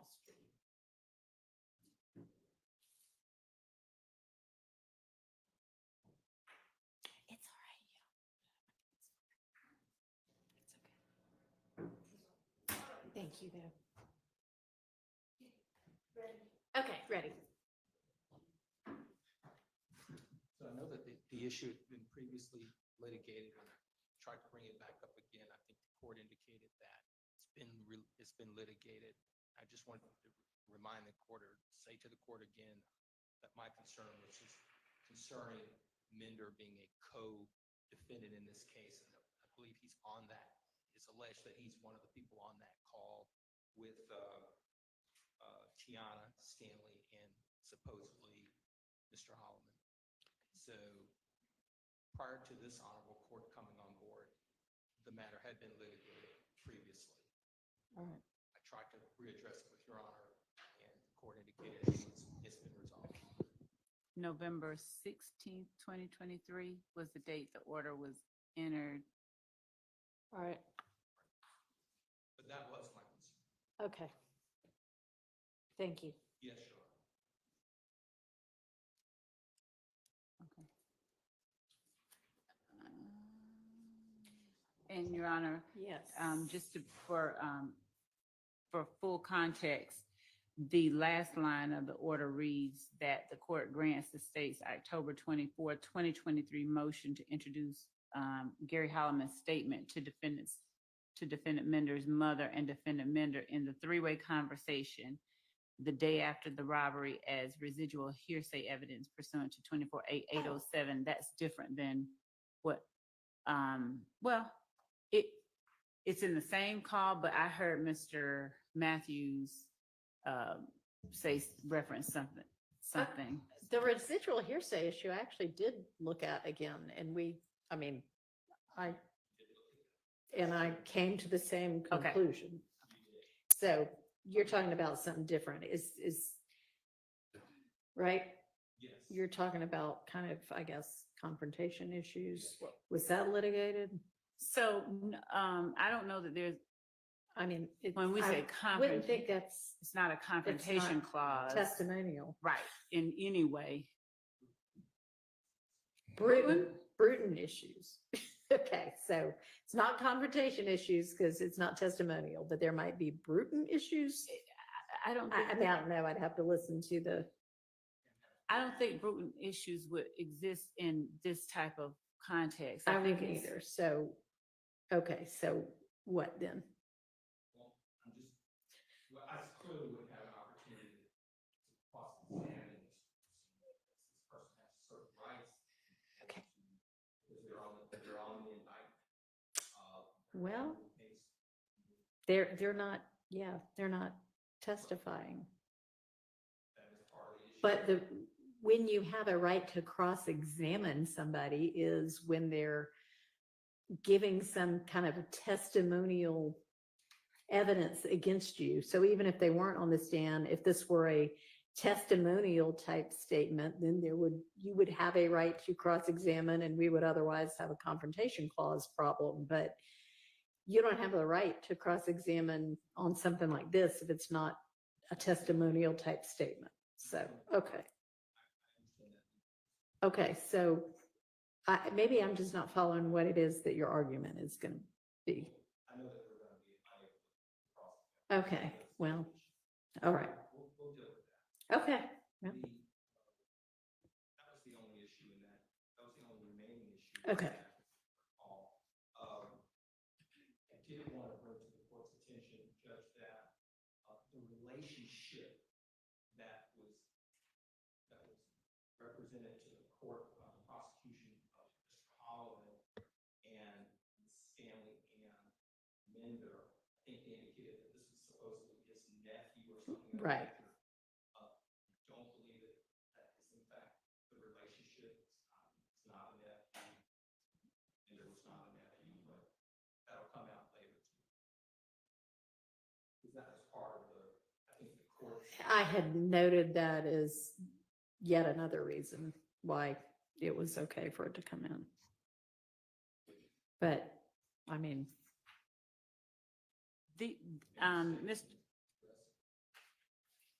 So I think that Mr.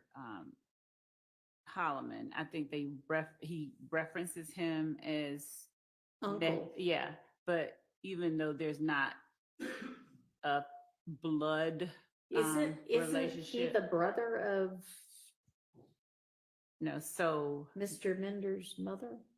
Or no, not brother. or aunt or whatever? So Who is he the brother of? he's not the brother. He is a very close friend, and they call each other Uncle, brother. which Yes, and sister and whatever. Okay. Well, they obviously, don't they even refer in the call? he to does. Yes, His sister? Or he refers I know to. that they call him uncle or unk or something, but I thought there was even a reference in the call to one of the people being his sister. There are those types of references without listening again, but they are calling one another those types of family names. Even though they're not blood relation. Correct. Because they obviously feel that close to each other. And Yes. there are times when, somebody's a close family friend, but they're considered an aunt or an uncle. So it apparently is that instead. So, okay. Thank you, though. Your Honor, Yes. on that issue, I join the Honorable Mr. Matthews, and I understand you ruled residual hearsay under 24-8-807, but that's supposed to be used very rarely. I know. And yes, it's not, I agree, it's not prudent, it's not testimonial. It can't be prudent because it's not testimonial. But this is an overt act, and it's therefore applies to everyone. So under 403, I know I'm going to ask for a limiting instruction if your ruling stands, but that's a very tough instruction when it's a overt act in a RICO case, because it's the same thing like the conviction by the jury of Mr. Ryan that we discussed yesterday. You're telling the jury you can use it against person one, but not against the other five. But it's an overt act that they can use on one person's verdict form, but not another. And I just don't, I would ask the court, since it's 807, which really has to be like prior sworn testimony that was cross-examined or a dying declaration, I would just ask the court to potentially reconsider or allow a limiting instruction that will help you craft, of course, if you approve it. But otherwise, I don't know why it comes in against Mr. Williams. Okay, so those are two of the examples of types of evidence that come in under 807, but that's not the entire universe. So the fact that it isn't either of those two things isn't determinative or dispositive. And I don't know that a limiting instruction would be appropriate here. And you're welcome to craft one and present it, and I'll consider whether I think it's appropriate, but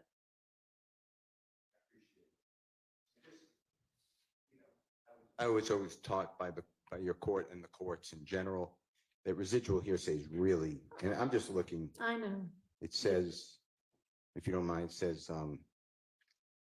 it must be equivalent to cross-examined former testimony, statements under the belief of impending death, statements against interests, and statements of personal or family history, not just that people are related, and that these categories of hearsay have attributes of trustworthiness not possessed by the general run of hearsay statements that tip the balance in favor of introducing the information if the declarant is unavailable to testify. And that's another thing, and that's, by the way, I was reading out of ASH versus State, 312 Georgia 771. It's in division. It's in division 3B as in Barry, and that's 2021. But also, a person to that conversation is available to be cross-examined. I'm not talking about a person with a Fifth Amendment right, but there's another person who I believe is available to be subpoenaed and is on the state's witness list. If I'm wrong, I don't want to be wrong, but I believe that what I said is accurate, that the person is here in Atlanta and could be subpoenaed. So I would ask again. And who is that? Miss Mender, but that if Mr. Matthews can help me with the name. Who? So we're referring to Kiana. Okay. That's who we're referring to. Okay, so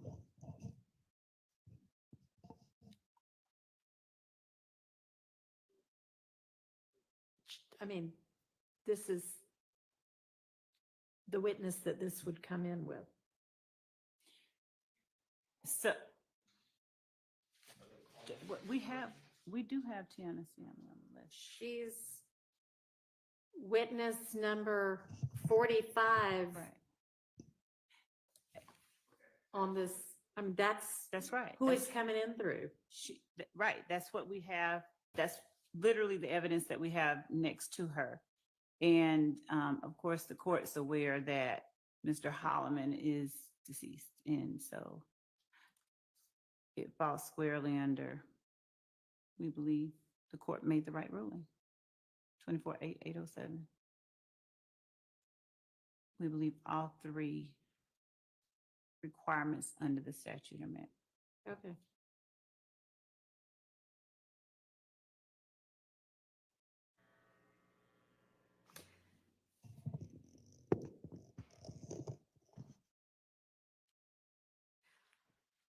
right, then we come down to Sergeant Henderson with Mr. Huey's interview and social media.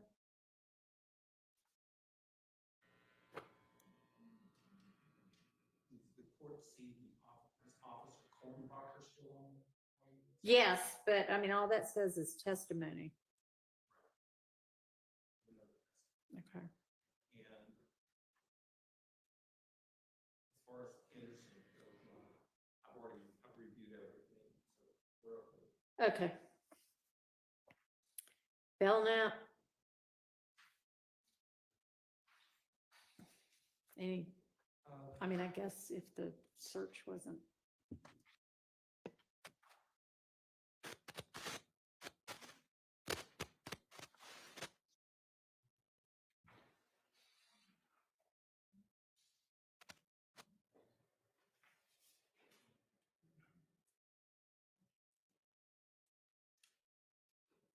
Judge, with respect to Belknap on that, what's on Belknap for us, Judge, is some items that were found concerning Chandler Durham. And Okay. our position is that this particular information that this investigator would testify to is not part of any overt acts. I don't believe Chandler Durham is on the witness list. I don't believe it's intrinsic. So I would argue that information should be kept out. Ms. Love?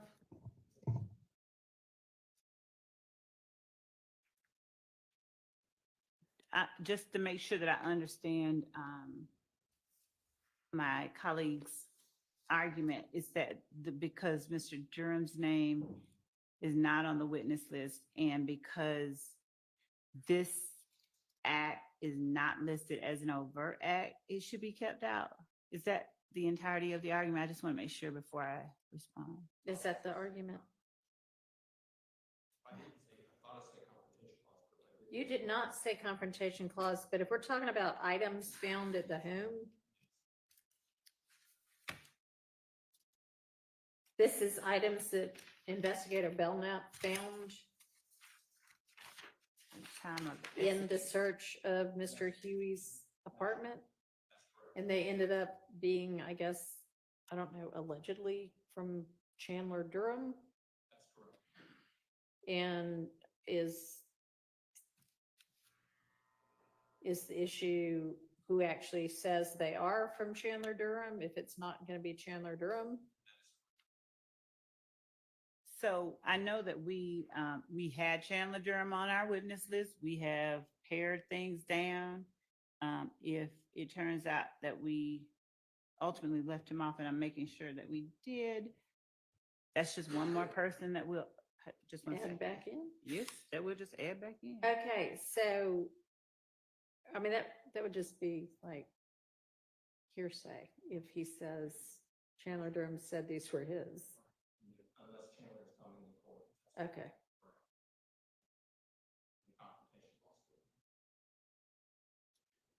And this is also a circumstance where, so just to respond to a part that I don't think is material to the objection, but Chandler Durham is part of one of the overt acts listed, I think. Okay, well, I mean, I don't think that's their real Right. point. I think it's Right. who, how can he say these are his? We have to add it back. All But right, also so- we have Defendant Williams'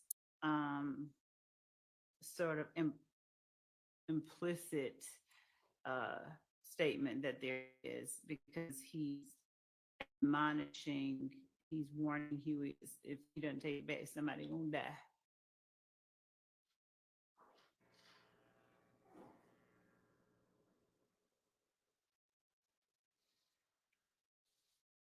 But that's just, so we, Yeah.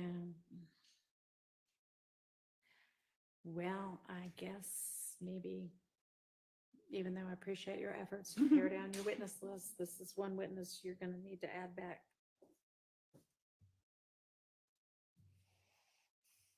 As the defense is otherwise going to Understood, Your Honor. object, so. Okay. That circumstance may come up again.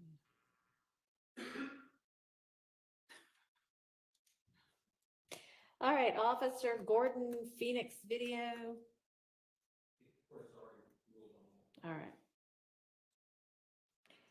And then Bernie. Yeah, we've talked about him already. And then when we turn to the next page, page 12. This is one of those subsequent allegedly intrinsic acts, and I know I ruled on 2 and withheld ruling on 2. Yeah. And this is, I think, one of the ones that I ruled out. It is. So we can eliminate that witness if that's all they're testifying to, right? Hmm?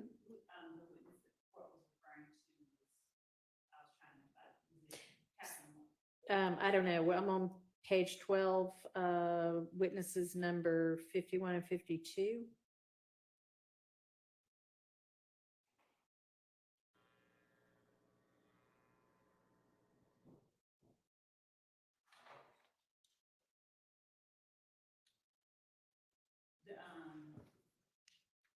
Mr. Smith and No. Timothy Brown, an investigator, Viverito. Hmm? Oh, okay. Yes, the court did, yes, so that. Now, Mr. Hang on. So 48 and 49 were Belknap and Flores, and we have moved on past them. We must be looking at a different document then. 48 for us is Deputy Timothy Brown, 49 for us. Okay, well, I don't know how that happened. I've got either an earlier or a later version. I don't know. What does yours say? Okay. Well, what is the last witness number y'all have on yours? Last one that we have on ours is witness 105.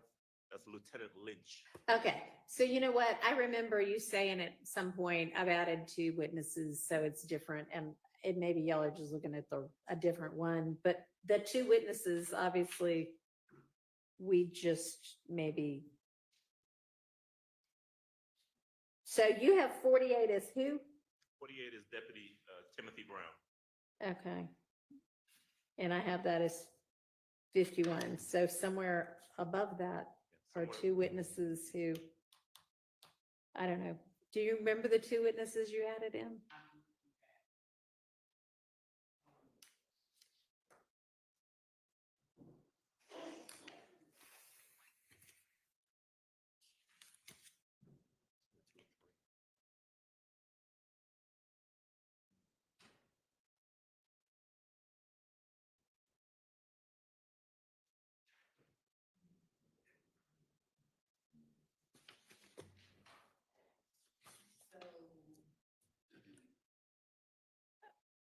Okay, so how about this? Going up from Belknap, I've got Henderson, Kornbacher, Stanley, Coppage. Y'all just tell me when you, yes, okay. When you hear one that you don't have, let me know. The AT&T custodian of records, Greer, Francis, Suk, Jenkins, Maynard, Hines, Russell, Latners, Viverito and Sprinkle, Lee, Hogan, Uten or Mitchell, Smith, Holmes, Latners, Underwood, Kilgore. Maybe our issue is some of like Latners. Yeah. Oh, there's no number for it. No. Okay, Munson, Arnold, Dennis, Jenkins, Hill, Battle, Turner, Pitts, Bell, Latners, Smith, Sanders, LeDuc or LeDuc. Maybe, yeah. What's on here is Zappa, that's really Appa. Reed, Voss and Weitzel, Bernie, T-Mobile, Sprint, Verizon, Sprinkle, Morton. Okay. The two, okay. Oh, yeah, I had to add those. 'cause Mr. Saul. There's no stipulation, so we Okay. just have to add those two Okay. people. She just wanted to rub it in that y'all will not stipulate to the I would never. do that. phone record Never. being a phone record. Okay.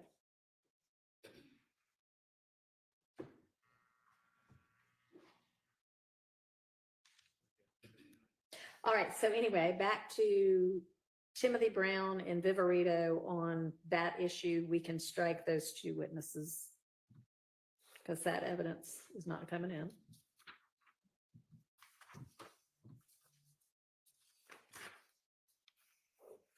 That is correct. Timothy Brown and Wait, you had those listed in the indictment? Why does this say? So when I'm looking back at that, you've got like the counts and the acts. Right above those two people, you have counts 44 through 46, acts 169 and 170. Y'all had those in the indictment? How could you have done that? Judge, I can just give you 1 second. I'm going back where we are.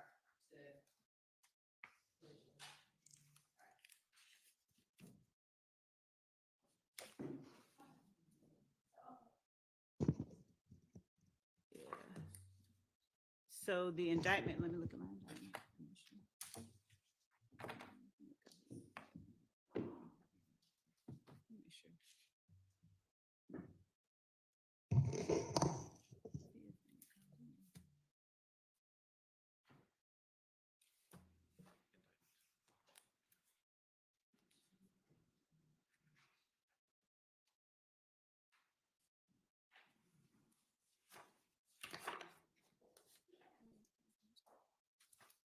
Oh, okay, so, Judge, as So it these are relates in to, the these are in the, right. Okay, The so this indictment is came out May- different than Right, then the the other, other yes. things that were subsequent intrinsic.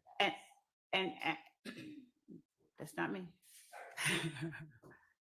So Judge, does the awareness of similar acts having been I mean, maybe. committed? Maybe. Okay.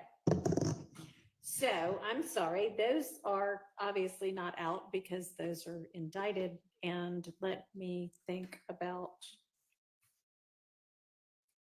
how similar that's pretty similar. I might revisit that ruling. Thank you.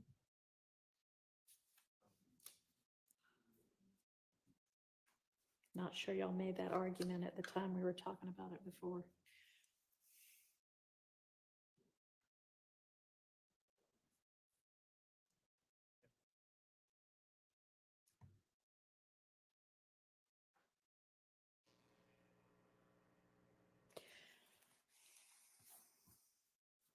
All right. What do you say we break for the day, y'all? Okay with that. I say we break for the day. All right, and do we have any word? Okay. All right, so we will reconvene at 9 tomorrow and hopefully we'll be able to do jury and witnesses, and apparently we haven't heard anything yet. Okay, So just plan to do that, and if not, it'll be another day like this. Yes, Your Honor. Okay, thank you. Will the court, I know the court usually does, but if the court hears something like after hours, does the court incline to send out an email or? If it is something, well, I mean, I don't know. we're gonna be here and do something regardless, but I guess you would want to know for your witnesses. Yes. So, yes, if we hear something Thank you. that is, we won't have a jury available tomorrow, then I will let y'all know Thank you, thank you. by, I guess.